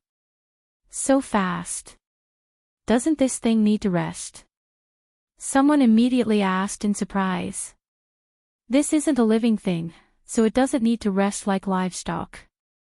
As long as there's enough coal, it can maintain this speed, Renbochin explained to everyone. Also, this kind of train can carry a lot of cargo.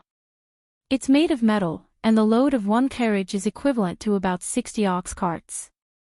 It can pull dozens of carriages, which is equivalent to the load of more than 4,000 ox carts. It doesn't require that many people and doesn't consume that much rations. Not only can this kind of train carry a lot of cargo, but it can also be used to transport troops. It only takes 2 days to send tens of thousands of troops to the Protectorate of the Northeast and the Protectorate of the North, which also saves a lot of time and rations. This is especially true when there's a war. Whether it's speed or load, it's completely incomparable to an animal cart. More importantly, with this thing, it will be much easier to rule the Yun nation. No matter what happens there, they can respond and deploy troops in a timely manner. All kinds of resources from the Yun nation can also be transported back in large quantities. Hiss. Everyone sucked in a cold breath. The crowd might not be very clear about the concepts of load and speed, but when it came to the load of more than 4,000 ox carts and the time of 2 days, everyone immediately had a relatively clear idea. One had to know that a carriage of 4 corned cows weighed no more than 500 kilograms, and their speed was even slower. They could only travel a little more than 100 kilometers a day. In other words, a train running for 1 day was equivalent to 4,000 ox carts traveling for 10 days.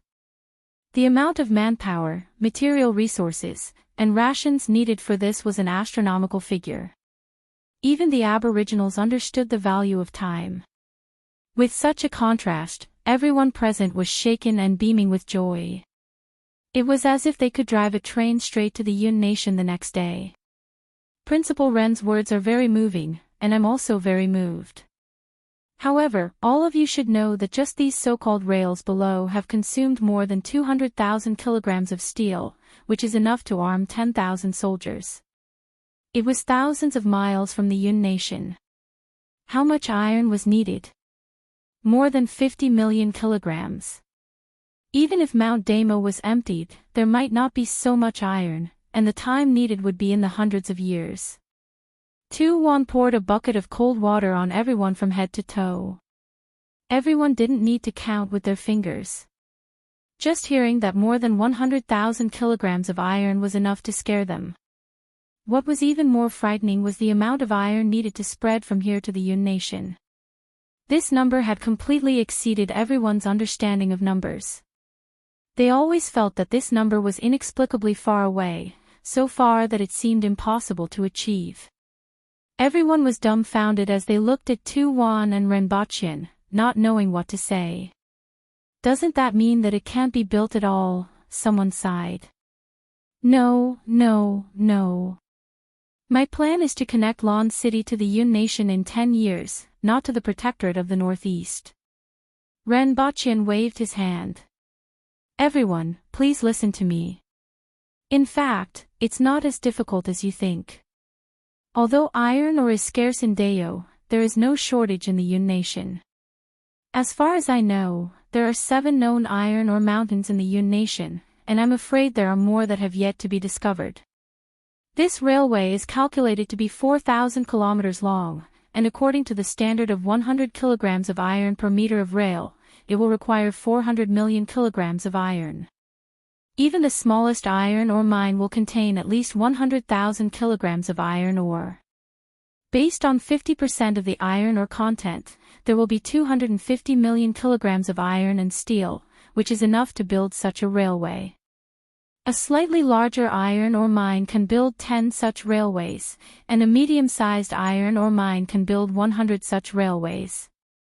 Therefore, you don't need to worry about the amount of iron and steel consumed. The Yun nation has enough iron and steel reserves. As for mining, that's even less of a problem. As long as a prisoner of war can mine 5 kilograms of iron a day, it will be more than 1,500 kilograms a year. The iron ore mines in the Yun Nation aren't like those on Mount Damo. Do you think that each of them can't even mine 5 kilograms of iron a day? 100,000 prisoners of war will be able to mine enough iron in 2 years. Renbochin put aside everything else and used numbers to calculate for everyone. As for mining iron ore, it wasn't a problem in his eyes. The physical fitness of the people in this world was much stronger than that of the people on Earth. If they encountered any problems, there were so many Earthwool experts who could solve them. If it didn't work out, they could still transport explosives over. Compared to the mining methods on Earth, there were many more ways to mine, and the difficulty was much lower. Furthermore, we can directly build a steel plant in the Protectorate of the Northeast. After smelting in the Protectorate of the Northeast, we can directly build a railway from there to the nation. Even if we fail in the end, the railway can be used for other purposes. It will only consume a little manpower and rations, and we will still be able to obtain a lot of iron and steel. If we succeed, this will be a great achievement for generations to come, and the Yun Nation will be firmly in the hands of the Empire. After Renbochin finished speaking, everyone began to ponder deeply. Qin Chuan scratched his head and said, "Although I don't understand how much is needed, what Sir Ren said makes sense. Sir Ren is definitely more knowledgeable than I am, so I think it will work. If this railway could really be realized, the Ministry of War would also benefit from it." The thought of being able to mobilize troops at will made Qin Chuan excited. "I think that what Sir Ren said is right. If this matter succeeds, the entire Yun Nation will be in the hands of Her Majesty. It will be worth it even if we have to pay a little," Shi Qing said slowly. "I second that." Ko Zhihai nodded. "I am aware of Sir Ren's knowledge and ability." Tong Zhinya chuckled and then changed the topic. "However, is there really that much iron in the Yun Nation?" "Definitely and definitely. Iron is one of the most common substances in nature. As long as iron ore is formed, the amount won't be too little. Furthermore, I have been following the most conservative estimates. Based on the level of prospecting in the Yun Nation, most of the iron ores that can be discovered are exposed open-pit mines. The reserves and/or quality may be higher than what I have said. In particular, 3 of the iron ores are very close to each other, and it is very likely that a large iron ore is buried underground. The location of these 3 iron ores is currently where the vanguard of Protector General Zi Donglai's troops is. As long as we continue to push forward, these 3 iron ores will fall into our hands, Renbochin said. Even Tu Hong didn't say anything else after hearing this. After all, if such a railway could achieve the effect that Renbochin had mentioned, it would be too valuable and worth the risk. Moreover, they didn't need to pay much. Whether it was the mines or the captives, they were all from the Yun Nation. The most important problem of food could be solved by the pumpkins, sweet potatoes, and other high-yielding crops that Renbochin had brought. What they had to do was to conquer the Yun Nation, which was originally part of the plan. Everyone had been drooling over the riches of the Yun Nation for a long time. Even if they didn't have this goal, they wouldn't let go of this piece of fat meat, not to mention that it was already on the chopping board. At present, Dayo had successively sent 60,000 reinforcements to the Protectorate of the Northeast. In addition to the original army of the Protectorate of the Northeast, there were a total of 75,000 soldiers, which was close to the original strength of Dayo. All of them had been sent to the Yun Nation. The Yun Nation had now lost a quarter of its land, and the country was in a state of panic. Everyone jumped off the train and watched from the side. After 12 hours without slowing down, just as Renbochin had said, they were satisfied and returned to the city to arrange the following matters. The plundering of the iron ores and the laying of the railway had become one of the most important things in everyone's mind. The Black Bamboo Academy also had to continue to improve the design of the train to ensure that there wouldn't be any problems. If the speed could be doubled as Renbochin had said, everyone would wake up laughing even in their dreams.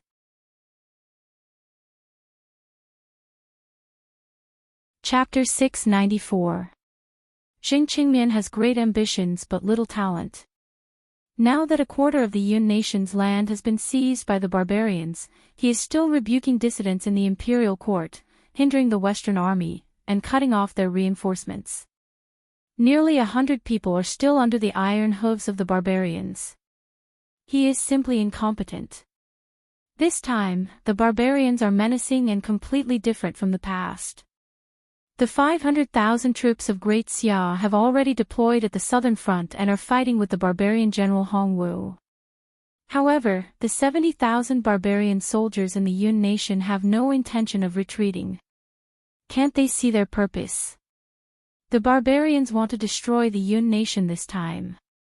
However, Xing Qingmian is still wishful thinking that they will retreat on their own. If the Yun nation is destroyed, you and I will both be doomed. Tomorrow, my teacher will depart for Wang Jing and fight with his life. My teacher has already contacted more than 10 officials who have returned to their hometown to go to the capital together. Even if he has to knock his head against a drum, he must let His Majesty know how rotten the situation is. If Xing Qingmian is allowed to do as he pleases, the destruction of the nation is imminent. Although I'm just a scholar, I'm willing to follow teacher. What do you think? In the tavern, a scholar sat at a table and spoke passionately. His young face was slightly flushed due to his hot blood. I'm not talented, but I'm also willing to follow teacher Jingshan. A scholar opposite him immediately cupped his hands. Let's go together. I'd rather die than wait here to be trampled by the barbarians, the others said passionately. The scholarly spirit was vividly written on the few of them. Good. A burly man at the table next to them slammed the table and cheered. Everyone, although I can't go, I admire all of you. This pot of wine is a toast to all of you. As soon as he said this, many people around him followed suit, which immediately made the scholars excited. As long as the Yun nation still has hot-blooded men like you, the Yun nation will win. After finishing the wine, the burly man asked a few more details, such as whether the guards were safe and who else teacher Jingshan, who was famous in Jiang City, had invited. He then praised them profusely. After a while, he went downstairs and circled around the city twice before entering a remote courtyard. He recounted everything that happened in the restaurant in full detail. Sir, what do you think? In front of him was a middle-aged man in his 40s. He had a broad forehead and looked like a typical member of the Jing tribe. However, he didn't look much different from the people of the Yun nation. No one would be able to recognize him if he wore a bamboo hat. Although the higher-ups didn't say it, judging from the current situation, I'm afraid that the Yun nation is really going to be destroyed. There's an Earth-will expert among their guards. It seems like I have to deal with them personally. Tomorrow, keep an eye on their departure time and route, then kill them. Don't let them go to Wang capital. After the burly man left, the middle-aged man wrote another letter and sent it out on horseback. The next day, a group of carriages, horses, and a dozen or so scholars left Dongqing. However, at noon the next day, someone found their corpses 100 miles away. When the news came back, everyone in Rivertown was shocked. Xing Qingmian actually had so many eyes and ears. They had just set off and were intercepted by his men. Well done. Renbaqian was quite happy to receive the news from the northeast.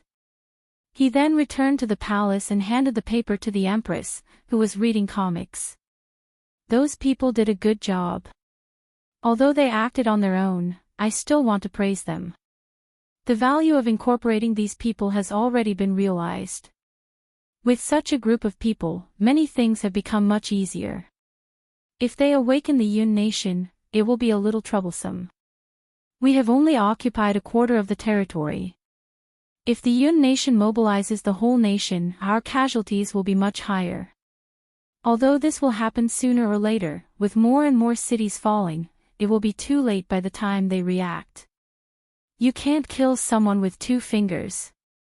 The Empress stretched out 2 fingers and gestured in front of her. I think they can. Renbochin spread out his hands and laughed. Well, your majesty is right. However, the strength of 2 fingers isn't as strong as a fist. The Empress retracted her fingers and said faintly, I understand what you mean. These people have done a good job. I'm clear about rewards and punishments, and I will give them the rewards they deserve. With your majesty's words, they won't be risking their lives and working hard in the Yun nation. Renbochin picked up a fruit from beside the Empress's couch and put it in his mouth.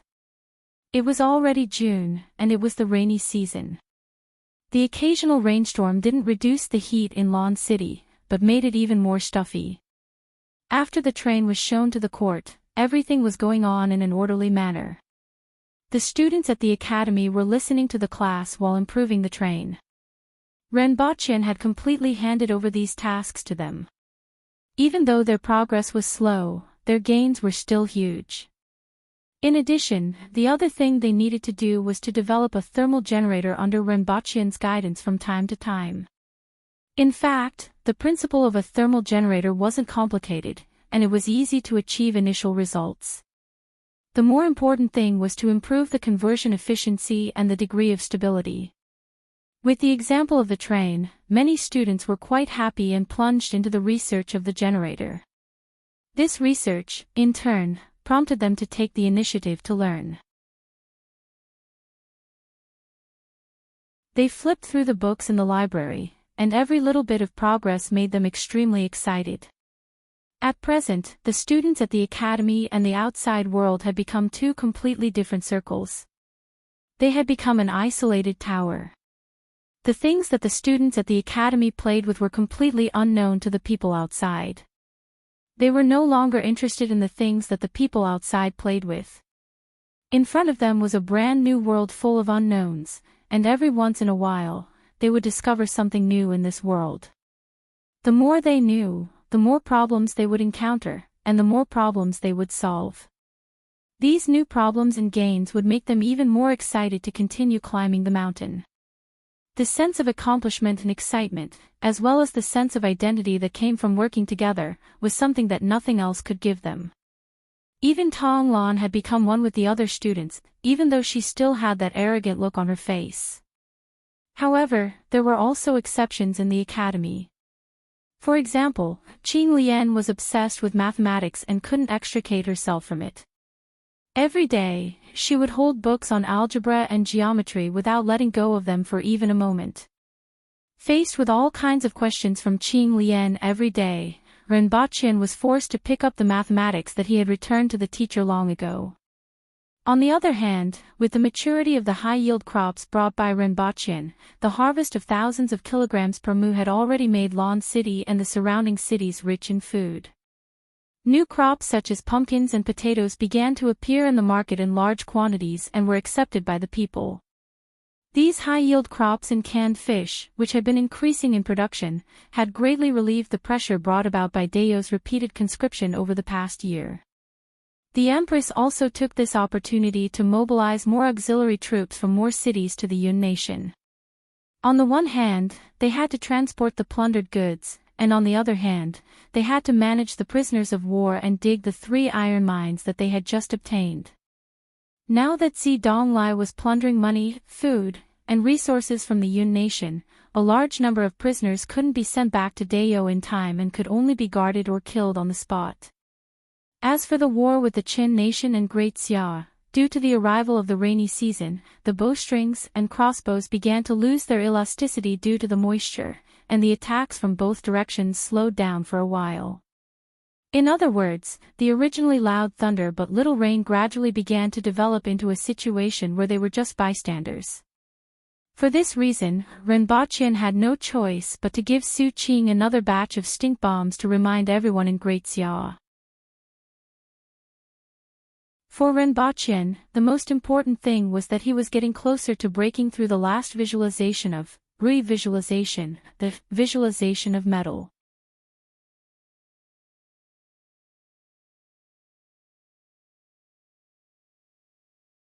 Chapter 695. There were no plants, and the ground was dry and cracked. Swords of different shapes were stuck in the ground. Every few steps, there would be a quaint sword half buried in the ground. The background of the sky was a fiery red sunset. The fiery red sky, the surrounding desolation, and the ownerless swords gave Rinpochen a sense of desolation.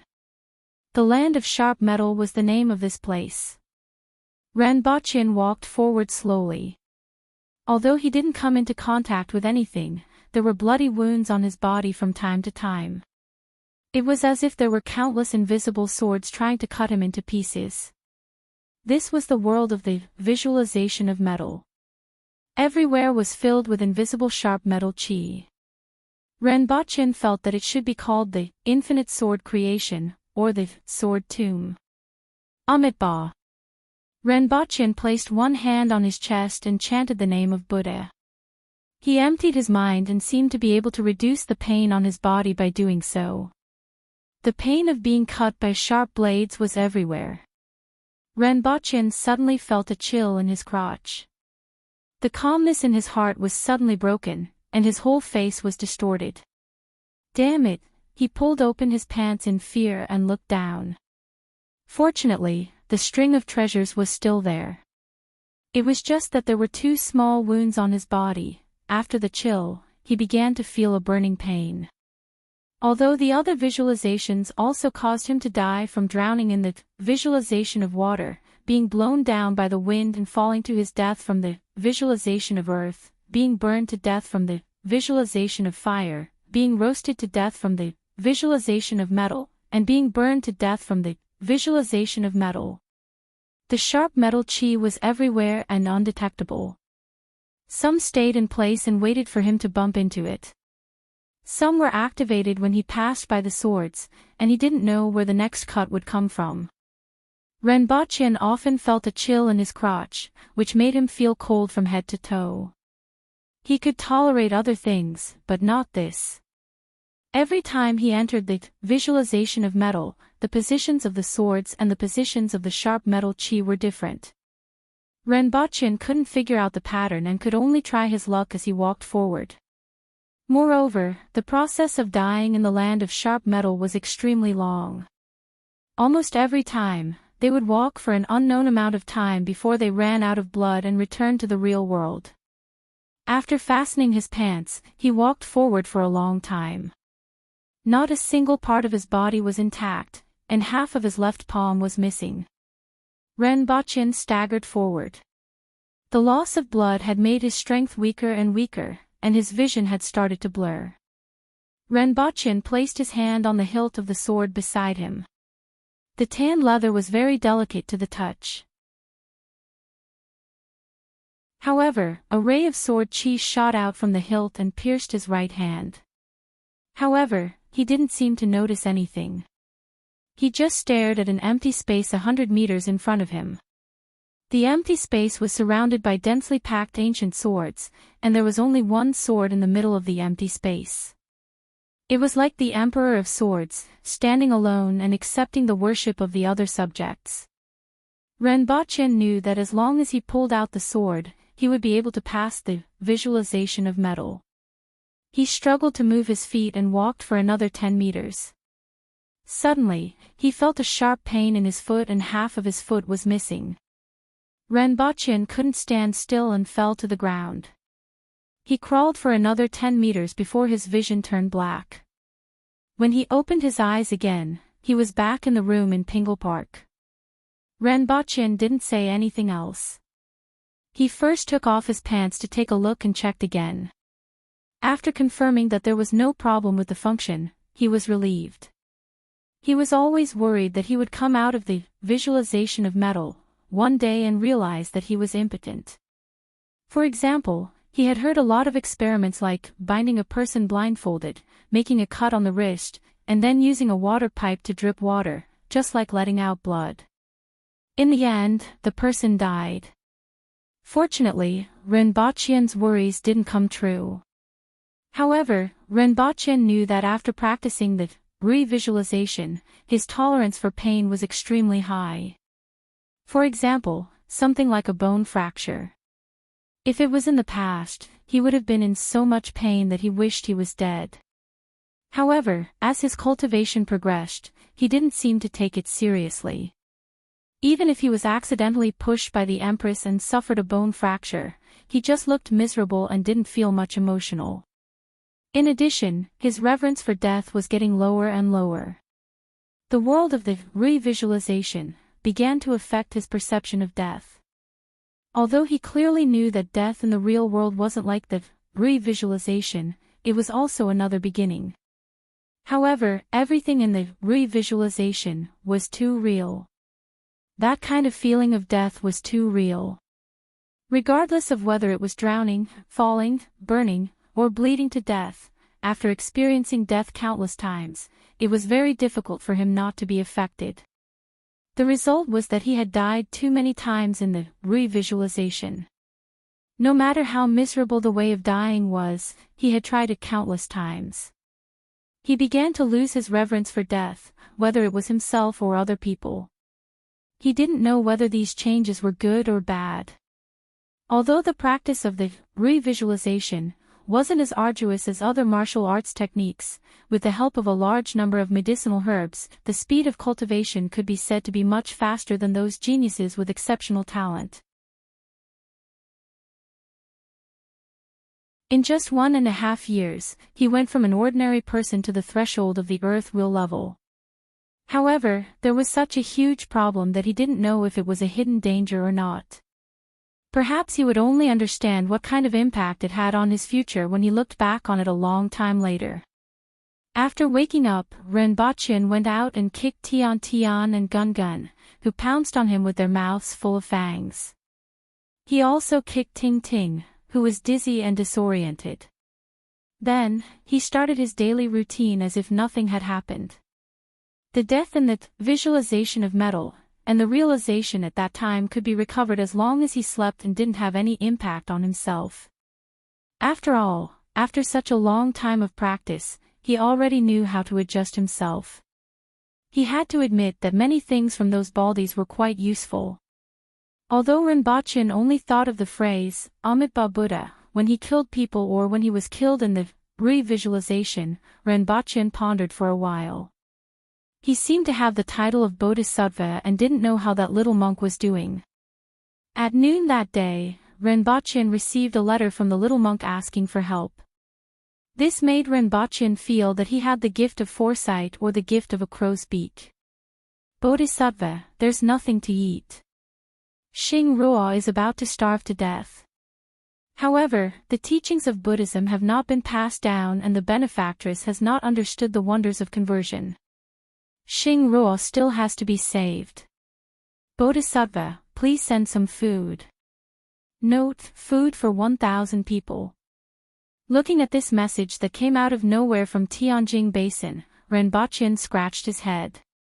Back then, didn't his master ask him to snatch a man from the benefactress? How did it become about converting the benefactress? What exactly happened to this little monk Xing Ruo? After a series of inquiries, Rinpoche didn't know whether to laugh or cry. During this period of time, the little monk had been doing quite well in preaching in Tianjing Basin. Over the past year, he had gained a few thousand followers. From a few dozen followers to a few thousand followers, this was already considered very impressive for a little monk who wasn't even 10 years old. Of course, this was also related to the massacre in Tianjing Basin by Shiwanya and the chaos in Jiangbei City. After that, that little monk had gained some followers and advocated for the people to help each other, which helped them get through the most difficult period. Although the current situation wasn't very good, it was much better than the situation in Jiangbei City. After that, he actually went to convert prostitutes. It should be said that those prostitutes were women who lost their families due to the war and couldn't make a living. They were reduced to the streets in exchange for food. They were also a group of pitiful people.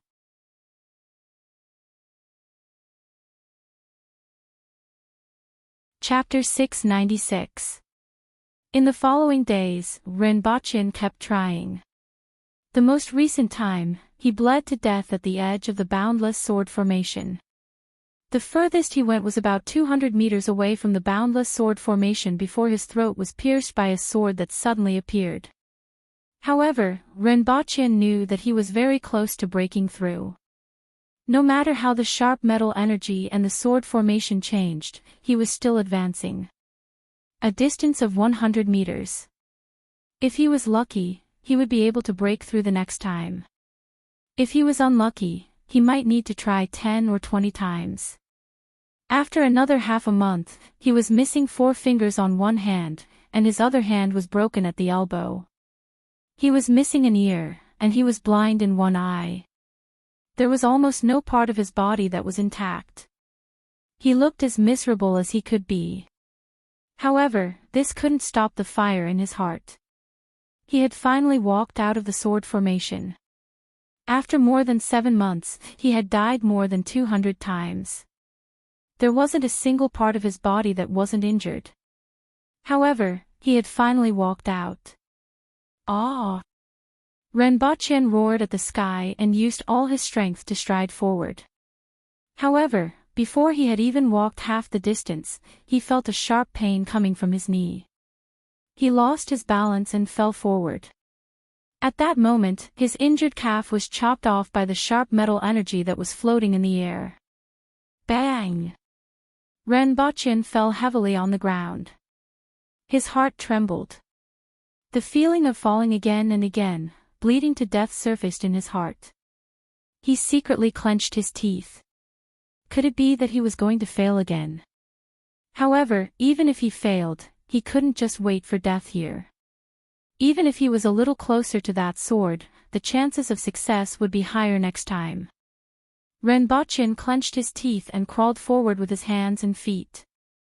The wounds on his body were covered with sand, and at the same time, a long trail of blood was left on the ground. The strength in his body was getting weaker and weaker, and his body was getting colder and colder. However, the distance between him and that sword was getting closer and closer. If others could see this scene in his consciousness, they would be able to feel the tenacity exuding from Renbochin's body. If it was someone else who kept dying over and over again like this, those who were weak would have given up long ago. Even if an ordinary person didn't break down, their personality would change drastically. However, Renbochin persevered time and time again and never relaxed. Normally, he would even laugh and cry. Even Renbochin himself didn't expect his mental fortitude to be this strong. However, in Dayo's 1.5 years, he had honed his skills to such an extent. Even with his broken elbows and exposed knees, he still crawled forward bit by bit, even though every movement would cause him severe pain. He had forgotten the passage of time. Even though his body was extremely weak, he did not die. With his last breath, he crawled to the sword. A sword with a red hilt made of an unknown material. Unlike the other ownerless swords that were broken, this sword's entire body was bright as snow, as if it was meticulously cleaned by its owner every day. Moreover, there were no patterns on it. There was only an inclined surface in the middle of the blade. It seemed that the middle of the blade was much thicker than the 2 sides of the blade. Ha, ha, ha, ha ha ha. Renbochin lay on the ground and laughed. The sword was right in front of his fingertips, and his fingertips could almost feel the coldness of the blade. He could finally touch it. Stand up, stand up. Renbochin mumbled softly after he had laughed enough. He used the hand that was missing 3 fingers to support his body and slowly lifted his upper body. He then realized that he was completely unable to stand up due to his missing left arm and leg. Renbochin gritted his teeth and used his broken arm to support himself on the ground. The pain of his flesh rubbing against the sand and gravel on the ground, as well as the pain from all over his body, almost made him groan in pain. The simple action of getting up took him a full minute. Blood and sweat continuously spilled on the ground below him. If he moved a little slower, the pain might be less, but it would take too long. Renbochin didn't know how long his current body could hold on. He struggled to kneel on the ground and pressed his broken knee to the ground. Renbochin was finally able to reach for the hilt of the sword. He could touch it with his hand, and it felt moist, just like skin. Whether it was the texture or the texture, it made Renbochin feel that the sword hilt was wrapped in blood-stained human skin. Ha! Renbochin let out a long breath that reeked of blood. All that was left was to pull the sword out. Renbochin tried hard to lift his arm, but the sword didn't budge an inch. He tried 3 times in a row and used up most of his remaining strength, but the sword still didn't budge an inch. I don't have enough strength. I have to stand up, Renbochin muttered to himself while gasping for air. The blood loss and pain made it very difficult for him to breathe. Renbochin used 2 fingers and his palm to firmly hold the sword hilt. He shifted his center of gravity forward and used his hand to support his body to stand up. Chee! To his surprise, the sword was actually pressed down by the strength of his body. It was as if it had pierced through something below and made a soft sound. Hee hee, hee hee hee hee. Renbochin laughed inexplicably. He always thought that he had to pull the sword out. Ever since he saw the sword, he had this feeling. In the end, he actually had to press it down. If he had arrived here in one piece, he didn't know how much effort he would have had to put in to realize this. He was really lucky. As Renbochin thought about it, he couldn't support his body anymore and fell to the ground. His consciousness became more and more blurry, and he could return to reality at any time. Rumble. The sky was shaking, the earth was shaking, and everything in this world was shaking and collapsing. The sky was full of cracks, and the earth was peeling off piece by piece. This world seemed to be floating in the air. Now that the layers supporting the world had been pierced, the world began to collapse and peel off. When this world peeled off to the end, it scattered like fragments, leaving only a boundless void. All of Renbochin's senses were deprived. His sight, hearing, smell, touch, strength, pain, and even the feeling of the passage of time. Except for his slow thinking, everything else was gone. He floated in the darkness just like that. In the outside world, Renbochin's body was also undergoing changes. The lungs corresponding to gold began to undergo an inexplicable change the moment he broke through. The impurities in his lungs were removed, and Renbochin, who had lost consciousness, spat out mouthfuls of black mucus. These were the impurities that had been stuck in his lungs for so many years. They were stripped off and expelled from his body during this change.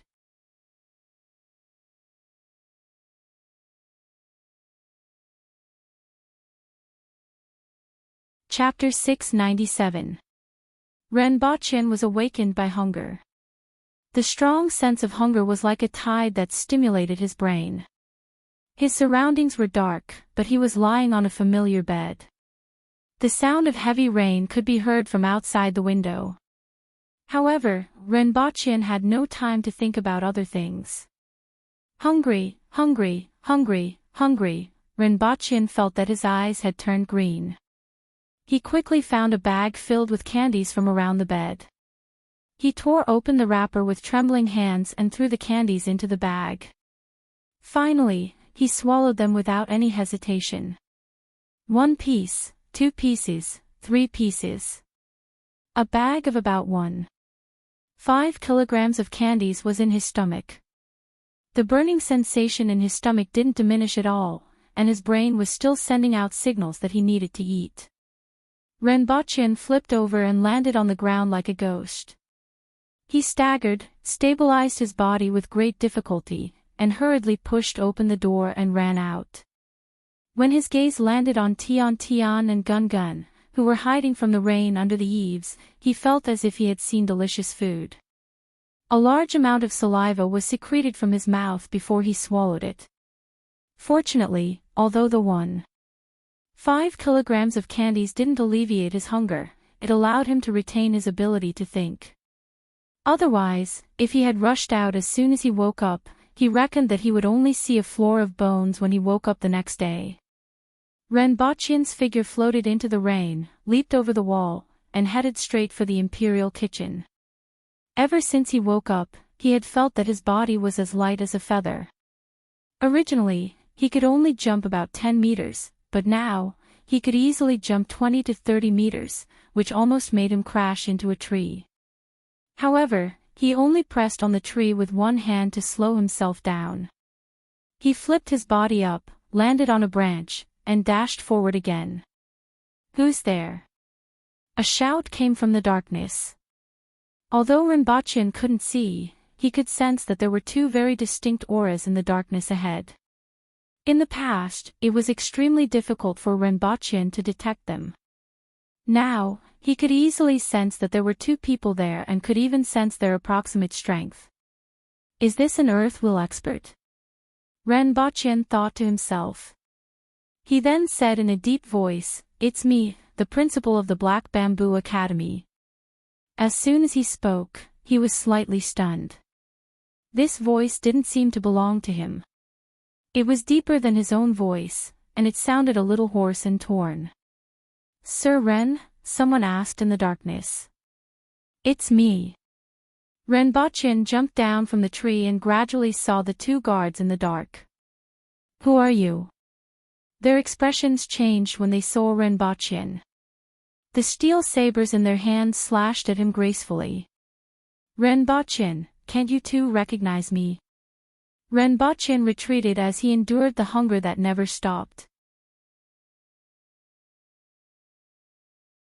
With a light leap, he landed on the wall behind him. However, the steel sabers of the two men followed him like a shadow, even splitting the rain in the air. "What kind of demon is this? How dare you impersonate Sir Ren?" Rinpoche leaped, and with a bang, the entire wall was split apart by the two of them. If he had encountered such a situation in the past, he would probably have had to teleport back to Earth in an instant. However, even though the two of them were fast, he was able to grasp their movements in the dark and evade them. "I'm Rinpoche. Can't you recognize me?" Rinpoche frowned again. How could the Imperial Guards not recognize him? Even if you want to impersonate, you have to be more realistic. "Look at you, which part of you looks like Sir Ren?" Furthermore, if it was Sir Ren, he would have been killed by that slash just now, the duo shouted as they chased after him. Rinpoche was speechless. Following their shouts, people in other parts of the palace responded with long roars. As if a hornet's nest had been poked, figures appeared on the roofs and walls and quickly surrounded Rinpoche. Without saying a word, rays of sabers surged toward Rinpoche and joined in the strangulation. "Damn you!" Rinpoche was about to die from anger. He was already starving to death, but he still had to be entangled by them. He had just broken through to the earth will level, yet he was already strangled by these guards. It was simply a joke. However, facing the rays of sabers around him, Rinpoche felt a great sense of danger and had goosebumps all over his body. He clearly felt that there was an opening around him, but his body couldn't keep up with his brain at all. He could only watch helplessly as the sabers in the rain sealed off all directions around him. It was as if he would be split in half in the next second. "Metal chain!" Rinpoche shouted in his heart. If he didn't block them now, the Empress would be able to collect his corpse in a while. Furthermore, the metal chain often appeared. Even if those people couldn't recognize him, there would always be someone who could, right? As Rinpoche shouted in his heart, a chain popped out from the top of his head. When it realized that it was surrounded by steel knives, it was startled and straightened its body, just like how an animal would straighten its tail when it was frightened. Boom! A bolt of lightning struck down, and the metal chain suddenly became a lightning rod. Rinpoche, who was leaping in the air with the chain on his head, was struck solidly. F***ck your grandpa's. Rinpoche fell from the sky with smoke coming out of his mouth. He didn't expect that he would have such an unlucky day. After painstakingly attaining the earth will level, he woke up to be chased by guards and then struck by lightning. Rinpoche didn't know who to scold. He now understood the kind of bitter expert who thought that he was the best in the world after years of hard work, only to be smashed to death by a flying shoe as soon as he came out of seclusion. They were all people who had fallen from grace. Struck to death by lightning. It smells like it's cooked. The many guards who rushed over stopped their sabers and looked at each other. How unlucky was this person to be struck to death by lightning before they could do anything. However, this person was really courting death by sneaking into the palace. Someone has invaded. Inform the commander to come. Also, he pretended to be Sir Ren just now and went to check on him, the two guards immediately said as they recalled an important matter. This person isn't dead yet, someone said after checking Ren Baqian's breath. Watch him and wait for the commander to come. Xianzhe rushed over in a moment. Rain was dripping down her armor, and her face was cold. Someone sneaked into the palace. How many people? Only one was found. However, this person pretended to be Sir Ren. I'm afraid that he's in danger, so I've already sent someone to investigate. Pass down the order to search the entire palace to see if he has any accomplices. Commander, Sir Ren is missing. Someone suddenly reported. What? Xianzhe was shocked. If Ren Baqian was missing, it would be a big problem. The door to Sir Ren's room was open, but it seems that no one went in. There are no traces of water on the ground. With such heavy rain, it's impossible to sneak into Sir Ren's room without leaving any traces. It looks like Sir Ren left on his own. I followed the traces left by Sir Ren after he left the room. The rain was too heavy, so there were very few traces left. However, according to the direction, it should be here. As soon as he said that, everyone was instantly confused. But this person's voice, figure, and appearance aren't Sir Ren's. The two guards who were the first to arrive were dumbfounded. Everyone carefully sized up the person on the ground. The lightning strike just now had left only a few rags hanging on his body. His whole body was charred black and emitted the aroma of roasted meat. A metal chain mysteriously protruded from the top of Ren Baqian's head. Xianzhe looked at this metal chain, and the coldness on her face instantly dissipated. Such a wretched metal chain, there was no one else.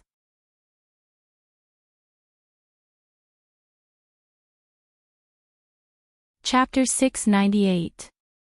Damn it! Damn it! Damn it! In the boundless darkness, all that was left in Ren Baqian's mind was his resentment towards the group of simple-minded guards and that brilliant bolt of lightning. During this period, he would occasionally curse the metal chain and then continue to curse the group of guards and that bolt of lightning. He had just broken through to the earth will level and was struck by lightning before he could even have a bite of meat. Was there anyone more miserable than him? After cursing in the darkness for an unknown period of time, Ren Baqian suddenly felt that the surrounding darkness was a little different. It was a very subtle difference. There seemed to be a trace of purple pulsating in the darkness. It was just that the trace of purple was too small and hidden in the darkness, so he didn't notice it. What is this? The new discovery in the endless darkness made Ren Baqian suddenly raise his spirits and search for that trace of purple. For an unknown period of time, Ren Baqian had been trying hard to find traces of that trace of purple. However, he only found it twice, and both times were fleeting.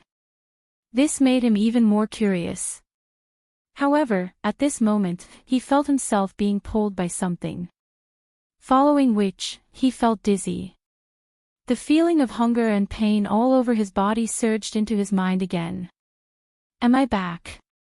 This thought emerged in Ren Baqian's mind. The eyeballs under his eyelids moved, and he tried hard to open his eyes. He saw the Empress's cold and concerned face above him.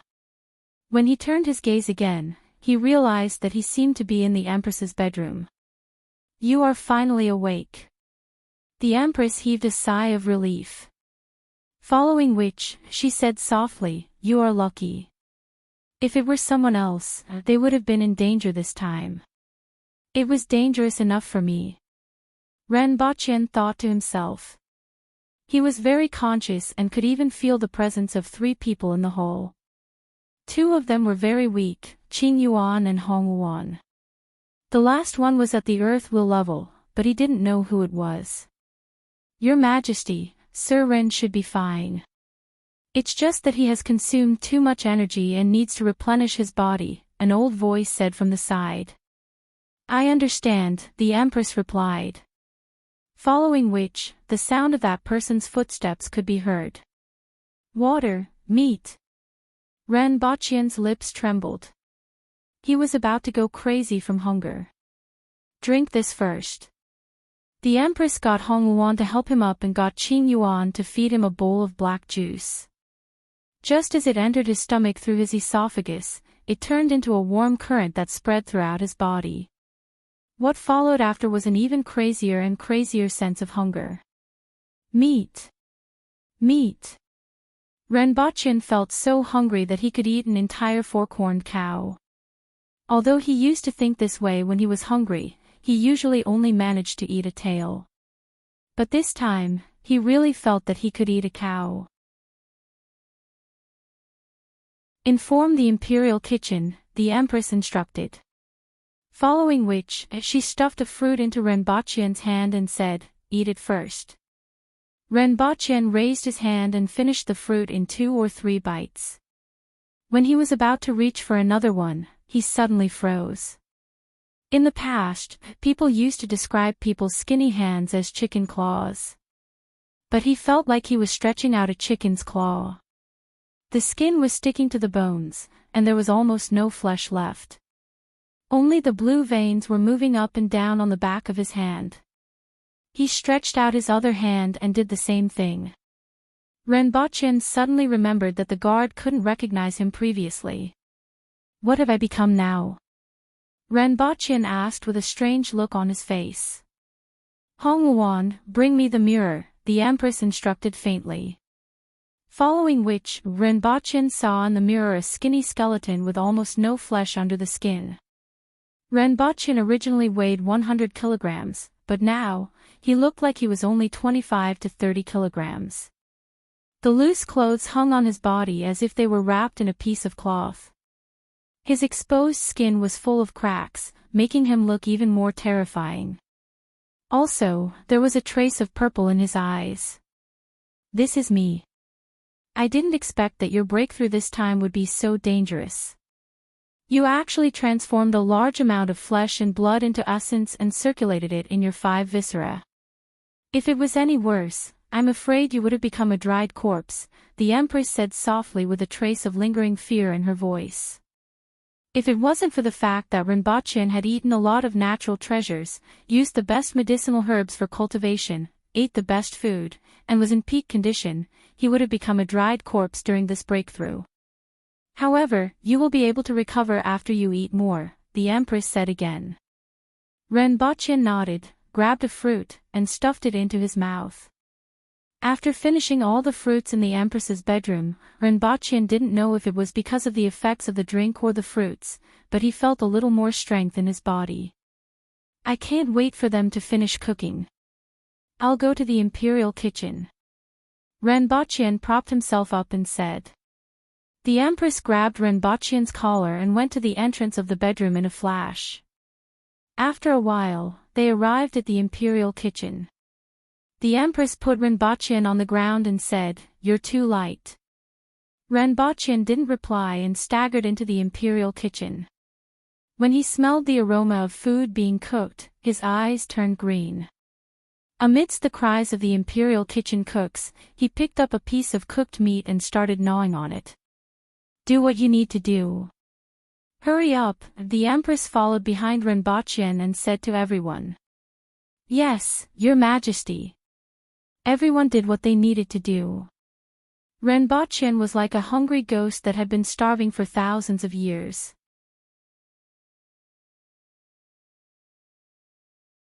He ate a piece of meat in a few bites and immediately grabbed another piece of meat.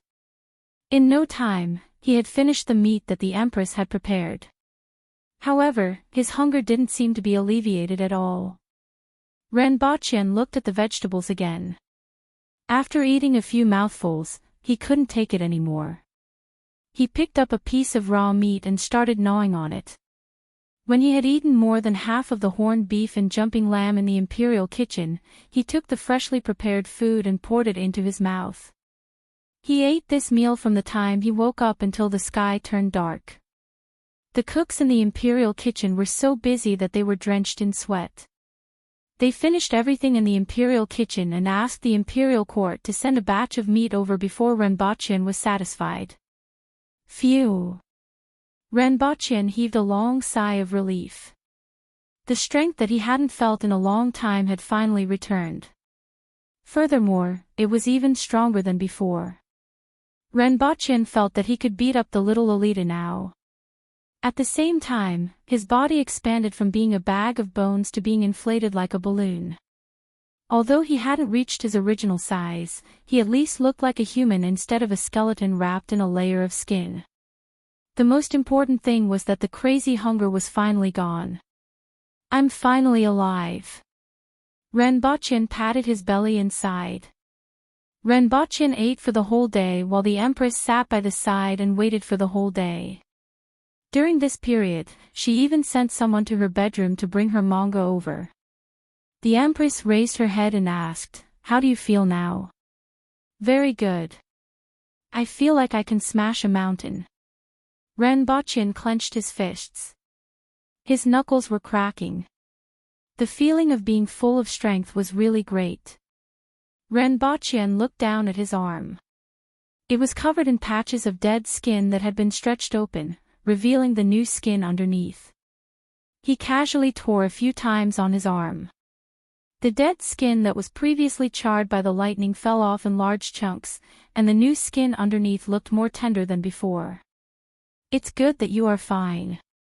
I'm also tired and will go back to rest." The Empress closed the manga, took a step forward, and disappeared without a trace.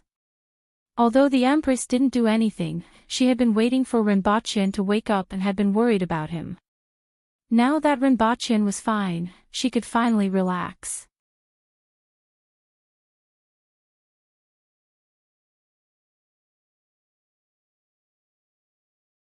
Chapter 699.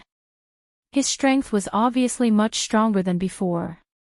Renbochin tested it with a heavy object in the room and found that it had increased by about a quarter.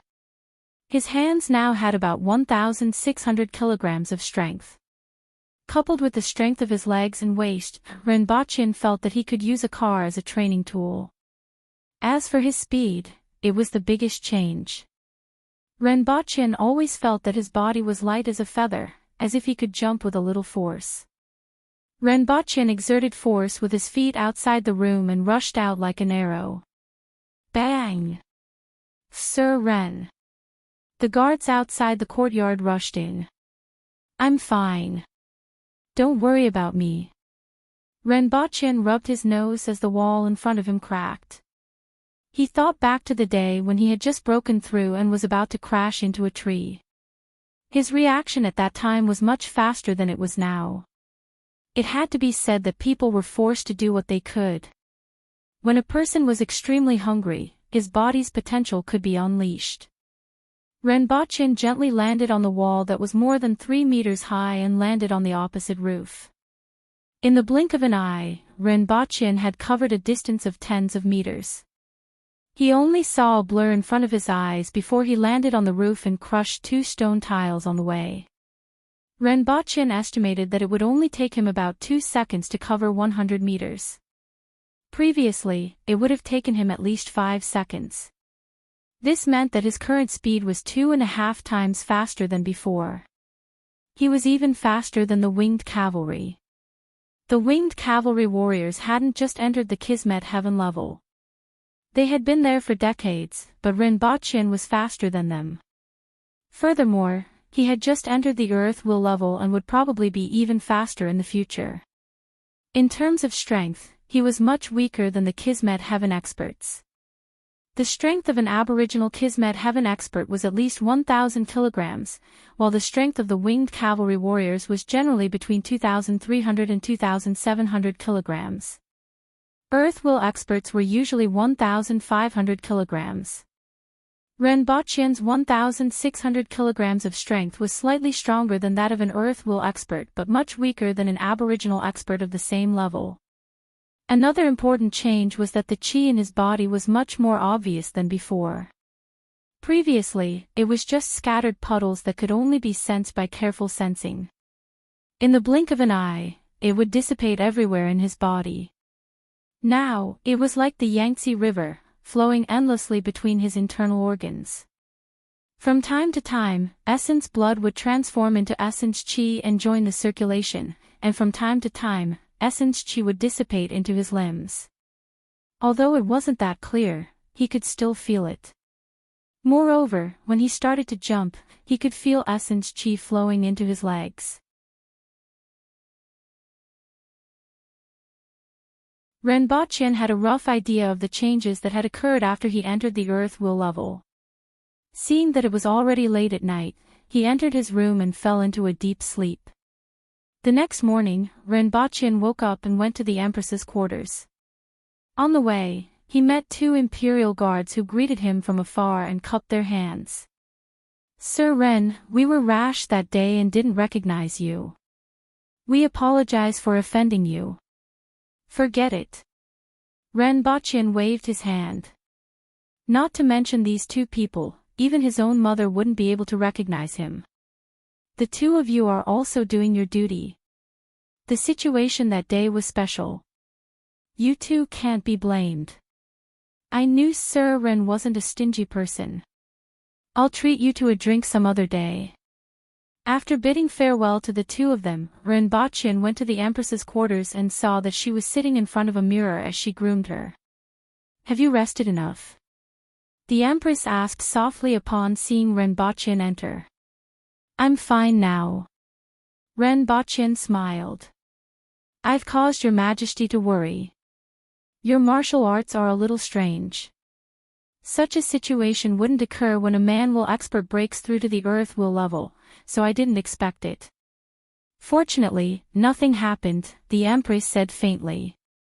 "Previously, I asked other practitioners about the situation of breaking through to the earth will level, and it's indeed different. However, others practice step by step and their bodies are full of chi and blood. Other people often practice for more than 10 years. During practice, they will naturally convert a small amount of blood essence into essence chi and slowly change their bodies. When breaking through, they don't need to consume so much chi and blood. However, I reached the sky in a single step. I first used medicinal herbs to nourish my body and used the 5 thoughts visualization to cultivate my internal organs from the inside out. I used more than a year to walk the path that others took more than 10 years to walk. Naturally, it's much more dangerous," Renbochen said. He had already thought about the internal situation last night. "Well, it's good that you know. This martial art of yours was obtained from the treasury of the previous dynasty. Currently, no one knows the specifics. I'm afraid that there are many parts that aren't stated clearly, so you have to pay more attention. Fortunately, you were lucky enough to obtain the other volume of this martial art. Make more speculations to prevent this kind of thing from happening again. After all, you won't be so lucky every time," the Empress said faintly. "Okay." He responded softly and stood at the side, quietly watching the Empress dress up. The Empress was used to his gaze in the past, but this gaze made her feel a little different. She blushed and softly reprimanded, "What are you looking at?" Renbochen pondered and said, "According to our customs, shouldn't I be asking you what's wrong?" The wooden box on the dressing table flew directly toward Renbochen's head. Then, it flew past him from 2 meters away. Renbochen took a step back, reached out, and grabbed the box. After opening it, he found that it contained lipstick from the Yun nation. Although he had bought a lot of lipstick on Earth, the Empress liked the fragrance of this lipstick more. "It smells so good." Renbochen smiled after smelling it. The Empress raised her eyebrows and said, "You've become capable." Renbochen looked at the Empress and smiled without saying anything. He had finally reached the earth will level. The Empress raised her eyebrows and blushed again. Chase him out. He's disturbing me by standing there. The Empress said angrily. Qin Yuan stood at the side and winked at Rinpochen with a smile. I'm waiting for your majesty to have breakfast together. Rinpochen smiled, but he didn't stare at the Empress anymore. Otherwise, he would be the unlucky one if she became too embarrassed. After accompanying the Empress for breakfast, Rinpochen hurried to the academy. When he came out of the palace, he happened to meet people who were waiting outside for the morning court session. The court session in Dao didn't start at 5 a.m. like in ancient China, but at 7 a.m. Rinpochen went to the academy at the same time as the court session, and there were already many people waiting outside the palace. Hey! Many people were stunned to see Rinpochen. With so many people in the court, it was impossible for them not to see the change in Rinpochen's cultivation level. Sir Ren has actually improved. This is really rare. Tonight, I'll celebrate with you at Yanyan restaurant. As soon as he saw Rinpochen, Tong Jingye welcomed him with a hearty laugh and slapped him with his palm the size of a cattail leaf fan. For Tong Jingye, there was nothing that couldn't be solved by a trip to a brothel. If there was, he would go there twice. In the face of Tong Jingye's slap, even though Rinpochen wanted to run away, he didn't have the slightest strength to resist Tong Jingye's palm. In his eyes, Tong Jingye's palm, which was as big as a cattail leaf fan, seemed to cover the sky. No matter where he tried to retreat, the palm would land on his shoulder. 2 slaps nailed Rinpochen to the ground. It's much sturdier than before. Tong Jingye sighed and clicked his tongue. Sir Tong, you can't invite Sir Ren to Yanyan restaurant this time.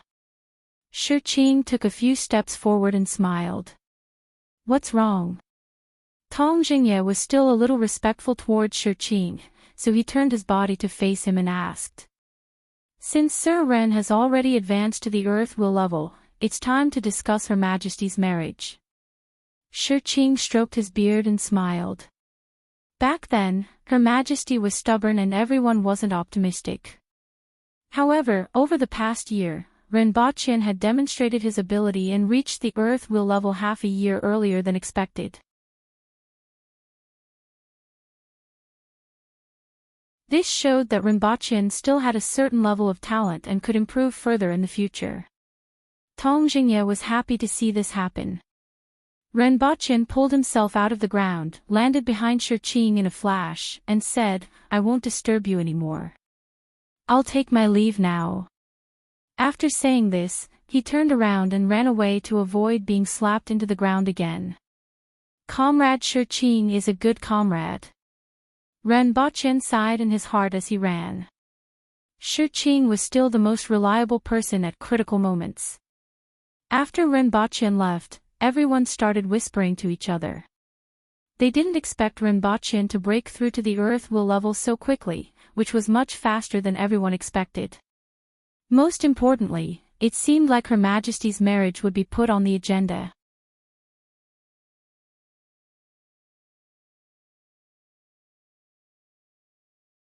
Chapter 700.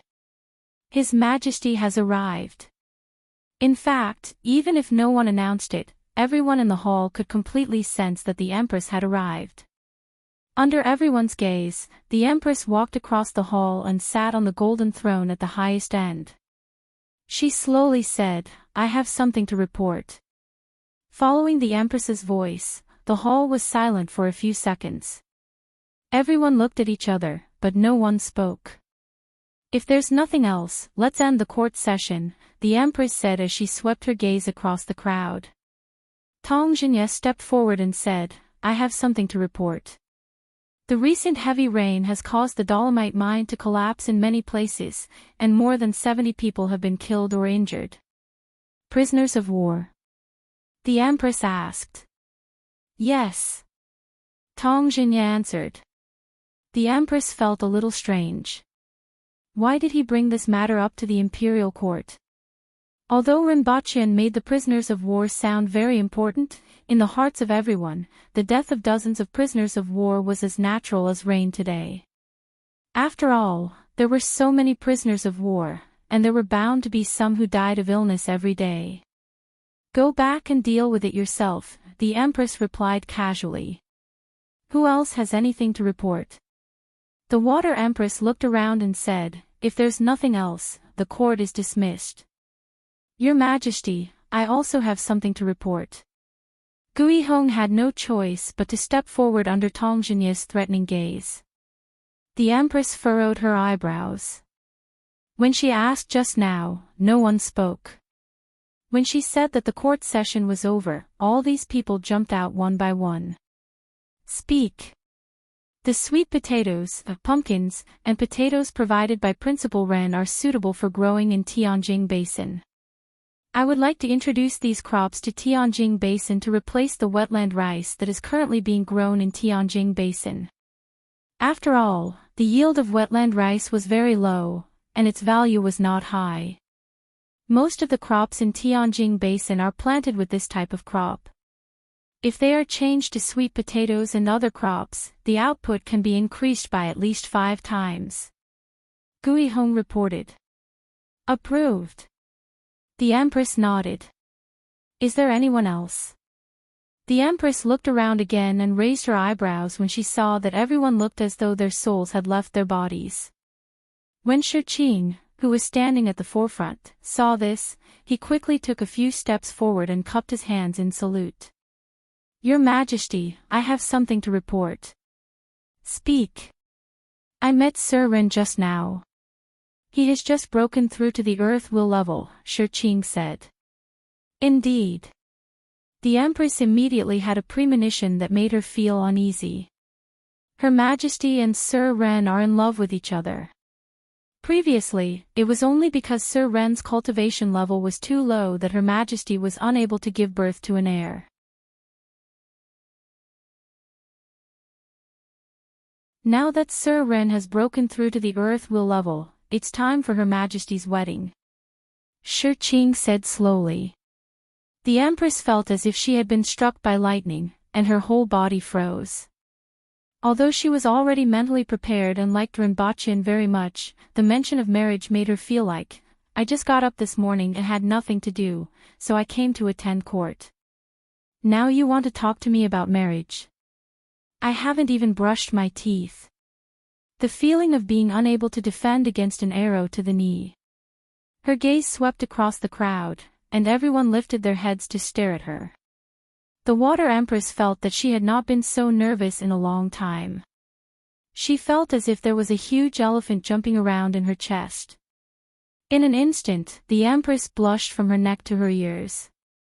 This matter, we'll discuss it later. The Water Empress suppressed her emotions and tried her best to speak slowly. She felt that she was not ready yet. Could it be that Her Majesty is dissatisfied with Sir Ren? Do you want to find another husband? Shi Qing's wrinkled face revealed his white teeth. That's not it. The Empress waved her hand, and her heart beat even faster. Your Majesty's talent is unparalleled, and your cultivation level is increasing day by day. However, it isn't difficult to find a man who can have a child with you. Shi Qing laughed. However, if Sir Ren makes another breakthrough, he may not be able to keep up with your Majesty's pace. Even if he can keep up, who knows how long it will be before he can. If your Majesty feels that there is nothing wrong with Sir Ren, please settle the marriage as soon as possible so that I and the others can rest assured. In the future, when your Majesty gives birth to a child, there will be nothing to worry about. Please arrange it as soon as possible, Your Majesty. Qin Chuan, Tu Wan, and the others stepped forward. Everyone could see that the Empress liked Rinpoche very much. Since that was the case, it was better to settle the marriage as soon as possible so that the Empress could give birth to a child. This was also a good thing. The Empress was already a little embarrassed and nervous, but when she saw everyone speaking up, she immediately became angry and asked, "Are you forcing me?" As she spoke, she raised her eyebrows, and an ominous glint flashed in her eyes. We just hope that your Majesty's marriage can be settled as soon as possible so that we can rest assured, everyone said. Forget it.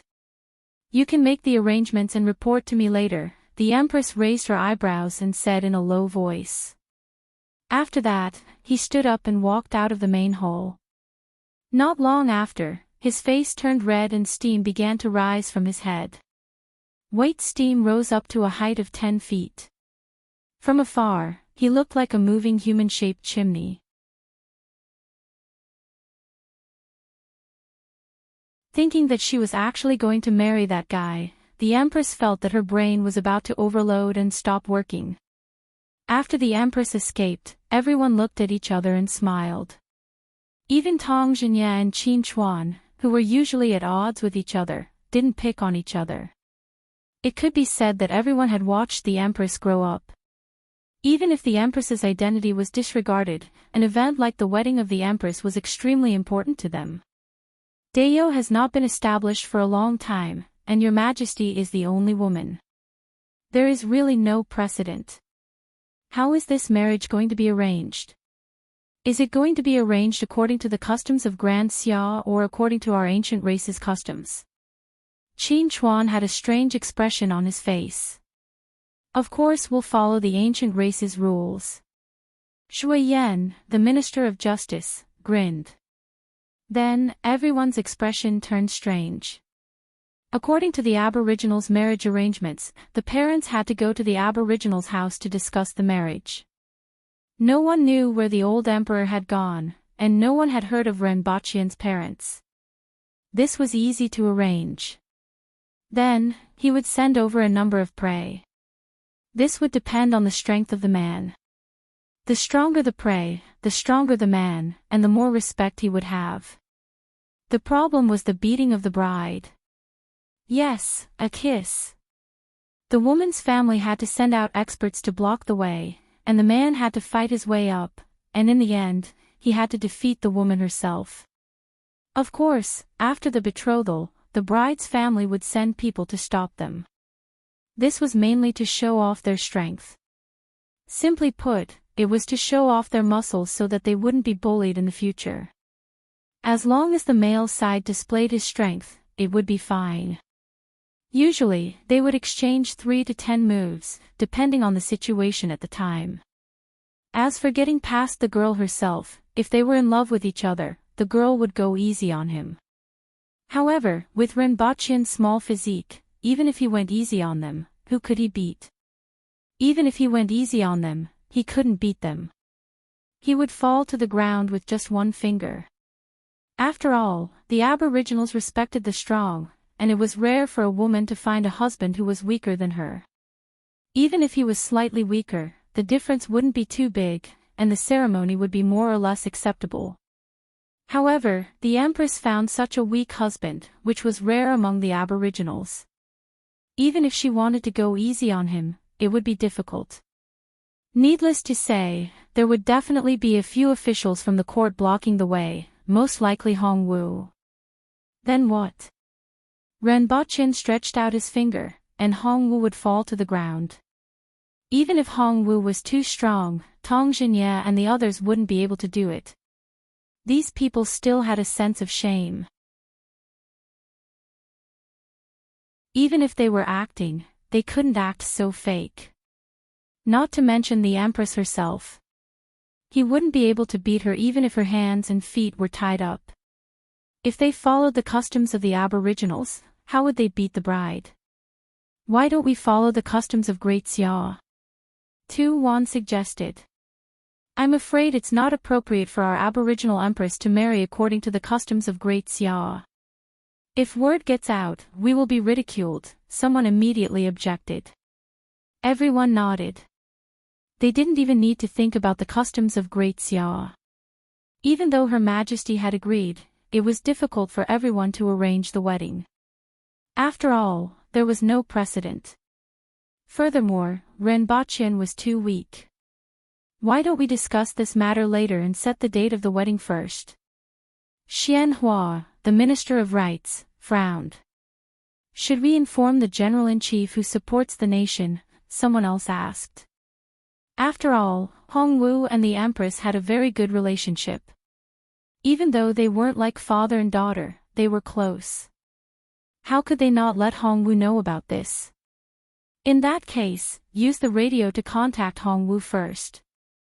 Everyone else, go back and think about how to arrange the wedding and see if there are any good ideas. Shi Qing said.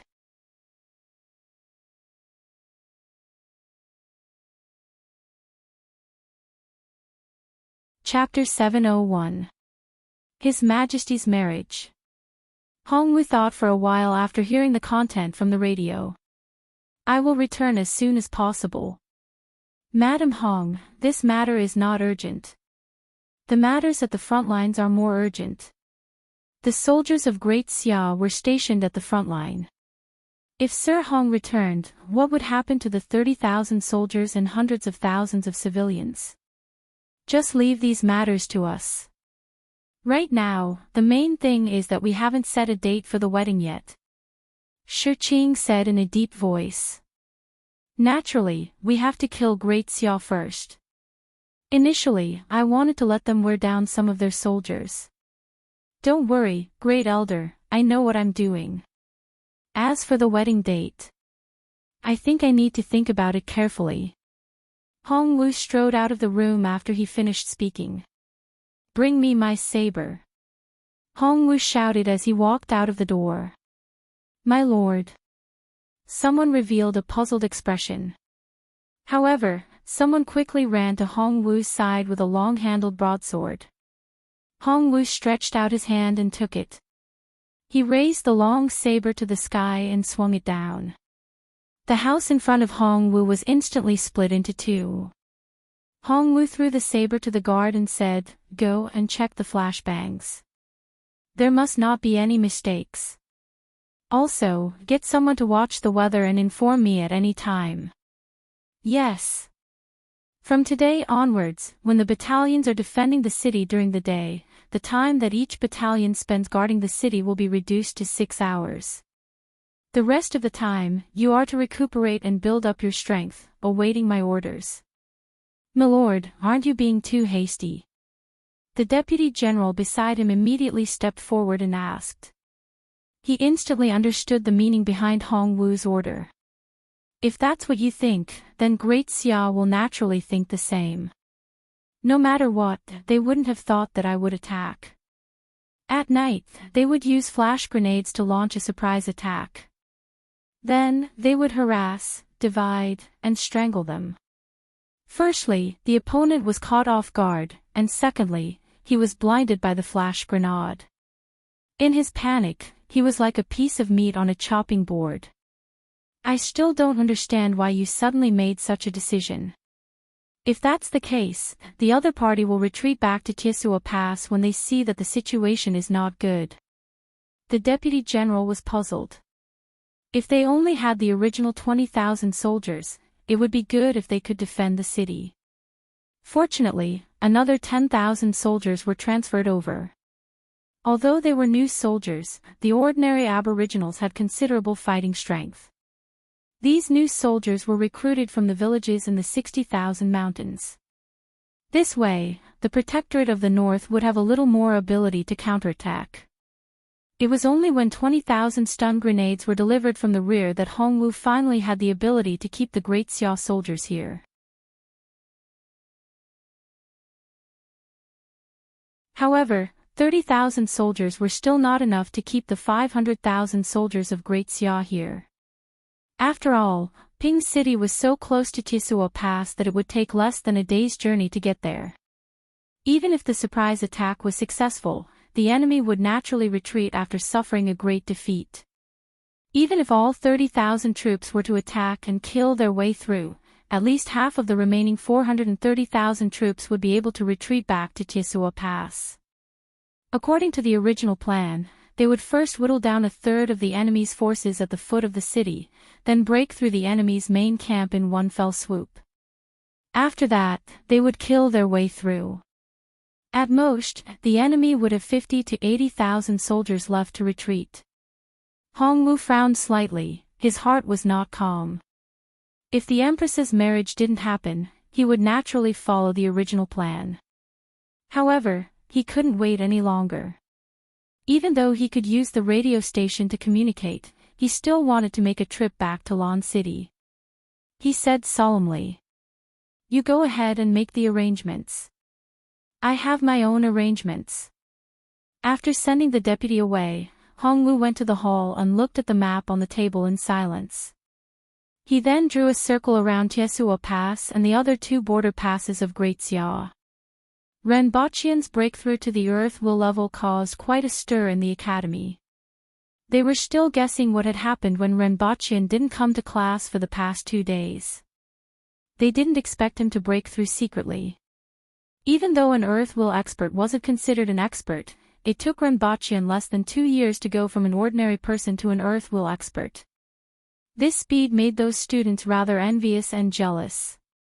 Of course, Tonglan was the most unhappy one. She felt that there wouldn't be many opportunities for her to take revenge while practicing martial arts. At least, it wouldn't be as easy as before. Renbachian had just broken through.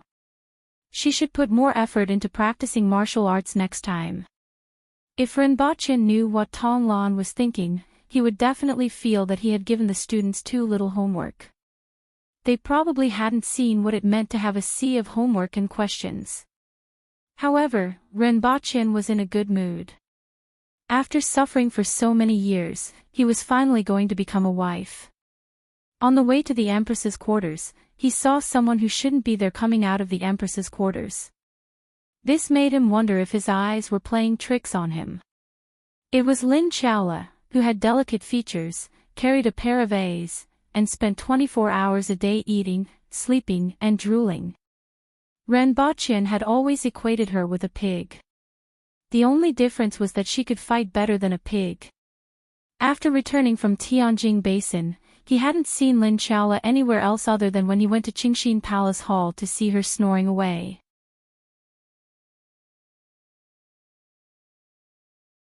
He didn't know which direction the sun rose from today, but Lin Chaola actually came out from Qingxin Palace Hall. Sniff.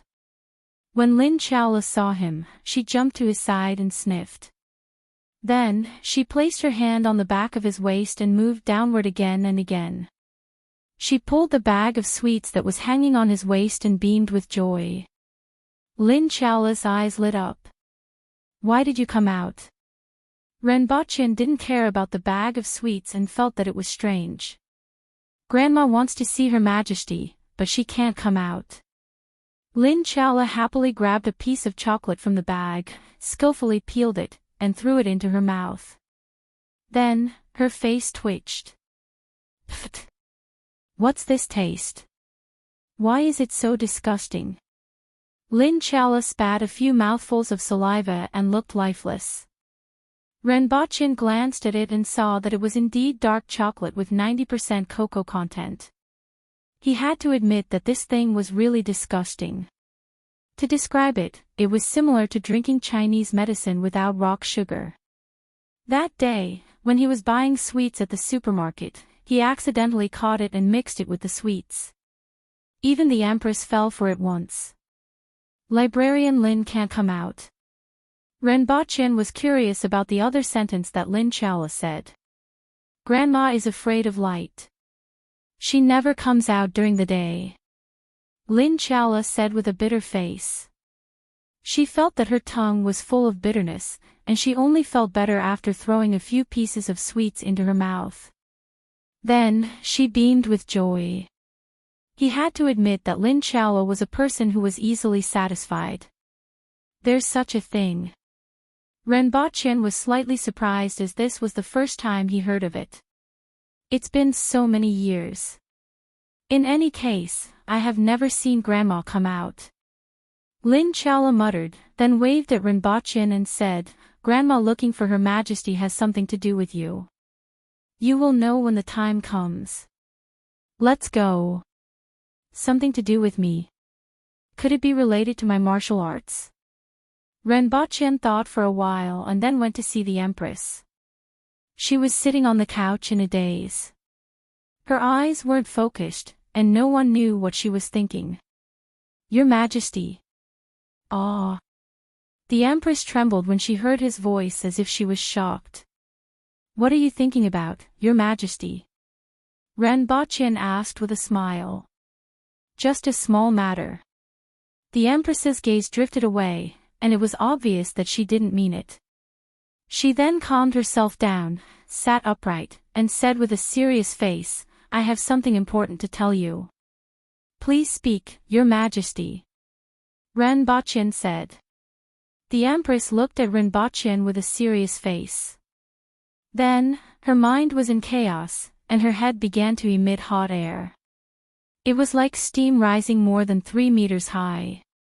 The Empress looked away and said, "It's nothing." "Your Majesty, this move must be the legendary gathering of 3 flowers and 5 energies toward one's origin. It's really an eye-opener for me."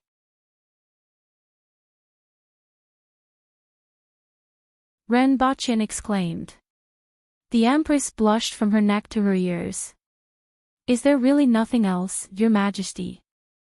Renbochin looked at the Empress's attitude and asked with a smile. "There's nothing else." The Empress tried to calm her voice.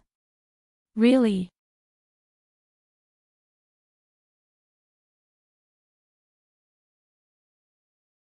Chapter 702. Your Majesty, you have been brushing your teeth for almost an hour. Isn't it time to go to Qingxin Palace Hall? What exactly do you want to do there? Renbochin leaned against the door and looked at the Empress speechlessly. 6 toothbrushes were broken in less than an hour. What did the toothbrush do wrong?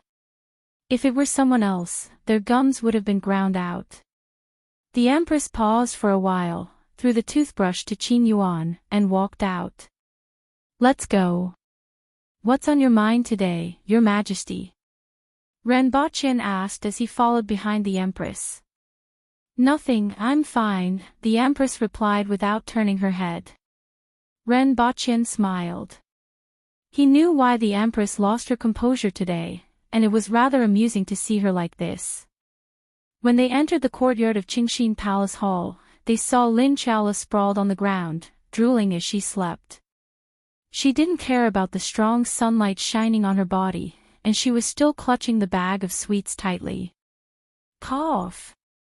Renbochin coughed dryly, and Lin Chaola immediately jumped up from the ground. "Your Majesty!" Lin Chaola wiped her saliva, looked down at the bag of sweets in her hand, and then looked at the person in front of her. She hesitated for a while and reluctantly handed the bag over. The Empress glanced at it and said, "Keep it." She couldn't be more familiar with that bag, and she knew what was inside without taking it. Lin Chaola immediately stuffed the bag of sweets into her arms and led the way. "You guys wait outside." The Empress turned to Qin Yuan, Hong Yuan, and the guards who followed her. "Yes. Follow me in." The Empress glanced at Renbochin. The 3 of them entered Qingxin Palace Hall and went straight to the 2nd floor. At the top of the stairs, they heard violent coughing sounds. The 2nd floor was still as dark as ever. "Your Majesty, I pay my respects to you." Supervisor Lin stood at the top of the stairs and greeted the Empress. "You don't have to be so polite." The Empress waved her hand. "You must have something to say to me." "Allow me to see Principal Ren's condition first," Supervisor Lin said. The Empress nodded slightly, and Renbochin stepped forward and stood in front of Supervisor Lin. Supervisor Lin sized Renbochin up and stretched out her withered palm to grab his shoulder. Renbochin didn't dodge and let her grab his shoulder. However, Supervisor Lin's grip on Renbochin's shoulder was unexpectedly strong. Her fingers seemed to have dug halfway into Renbochin's shoulder, causing him to feel a stinging pain. Following which, Supervisor Lin pressed on Renbochin's spine a few more times before taking a few steps back and saying, "In theory, Sir Ren and Her Majesty can have children." But, Renbochin and the Empress frowned. "No matter who you are, you don't like to hear, but, because it means that there are other things to say later."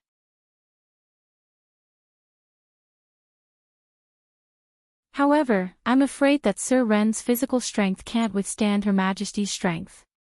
Her Majesty can injure Sir Ren unintentionally. I'm sure both of you are aware of this, Librarian Lin continued. On the spot, Ren Bachyan wanted to say Motherf ****. Supervisor Lin's words didn't sound right. Faced with such blatant words, the Empress's face looked as if it was stained with blood. Steam was coming out of her head again. This is what I expected, which is why I invited Her Majesty and Sir Ren here, Librarian Lin said unhurriedly. Ren Bachyan stepped forward and said, Librarian Lin, please speak your mind. Looking at the Empress's steaming appearance, he didn't think that she would open her mouth at this moment. Furthermore, what Librarian Lin said was what he had been considering.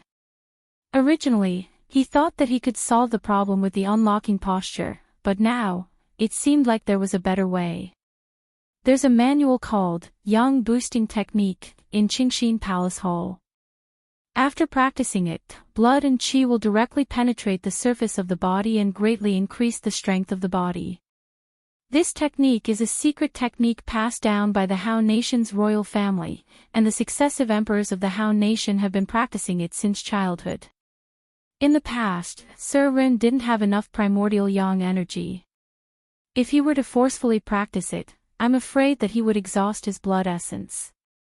Now that he has broken through to the so-called earth will level, he can start practicing this technique, Librarian Lin said.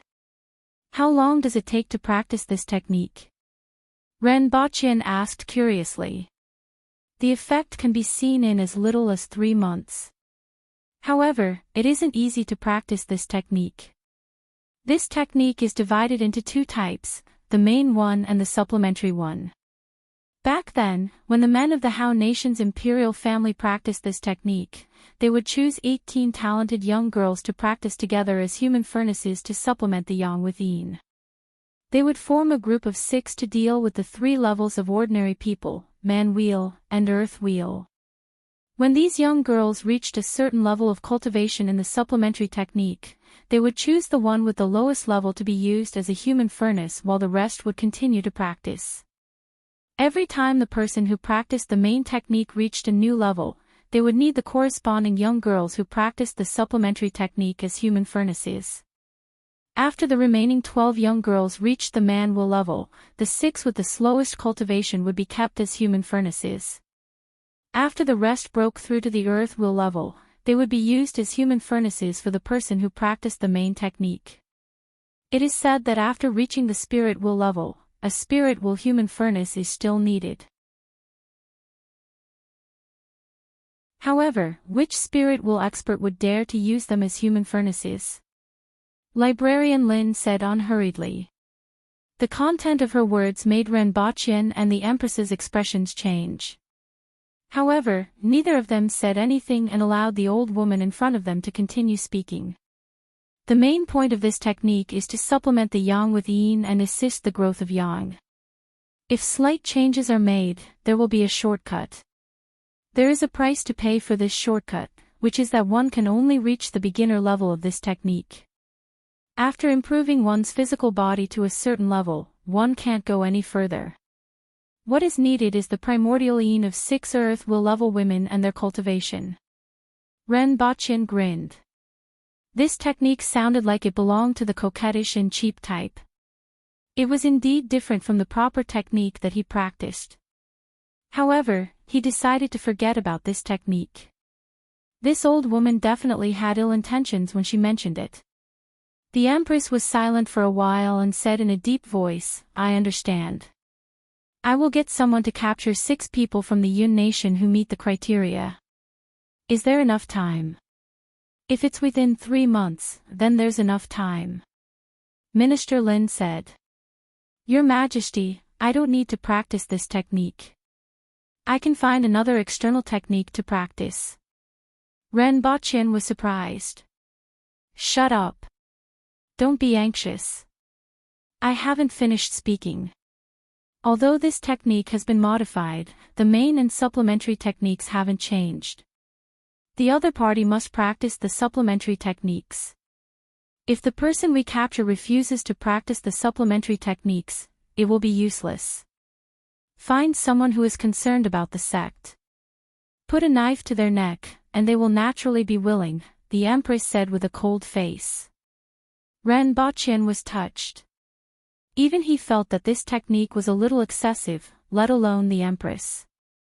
Even though the veins on the Empress's neck were about to pop out, she still made such a choice. How could he not be touched by her decision given her status?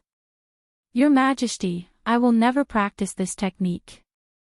I will find another external technique, Rinpoche said in a deep voice. You are not willing. The Empress glared at him with a cold face. After spending so much time with your Majesty, I'm afraid that seeing other women is like seeing a skeleton. Your Majesty, do you think that I can use a skeleton as a cultivation vessel? Rinpoche gave the Empress a smile that he felt was very kind. Then, is it my fault? Should I say sorry? The Empress was obviously very jealous, but she had to pretend to be magnanimous when it concerned Rinpoche. She was very angry. The Empress definitely wasn't the type to smile even when she was angry. Her face immediately turned cold.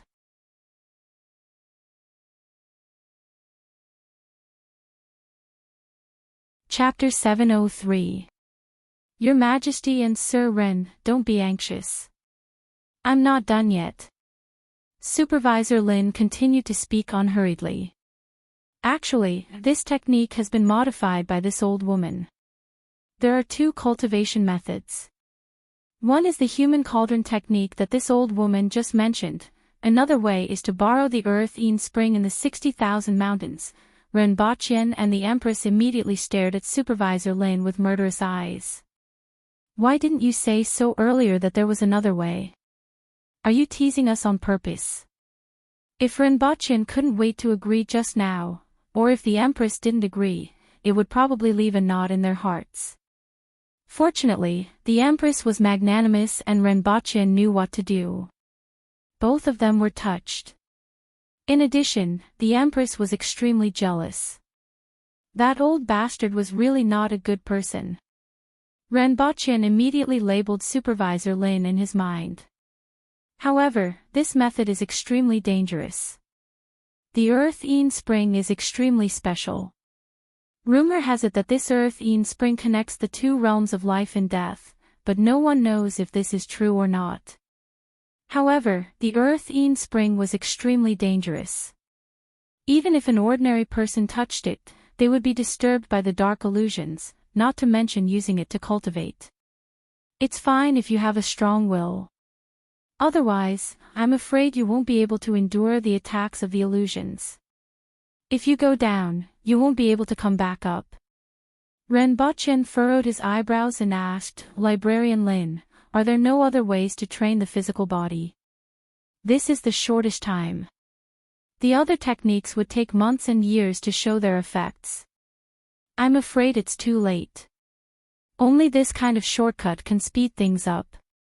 Supervisor Lin squeezed out a smile on her wizened old face. Let's use the second method then, Rinpoche said. After practicing the re-visualization, he had some confidence in his willpower. What kind of ghost attacks could compare to the various kinds of life and death experiences in the 5 visions? Furthermore, he could send the spring water back to Earth for testing. Why did he have to let the Empress have such a huge hold on him? What if the Empress wanted to settle the score with him one day? Wouldn't he be out of luck then? Use the first method, the Empress said. Your Majesty. Rinpoche wanted to speak. I have the final say, the Empress interrupted him. Your Majesty. What if I can't get hard when I see them? Rinpoche spread his hands. The Empress's forehead began to emit steam, and the veins on her neck were throbbing. She slapped Rinpoche's body. Bang! There's a hole in the wall.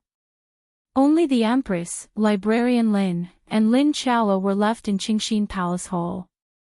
Now that it's quiet, let's use the first method, the Empress said coldly as if a layer of ice had been scraped off her face.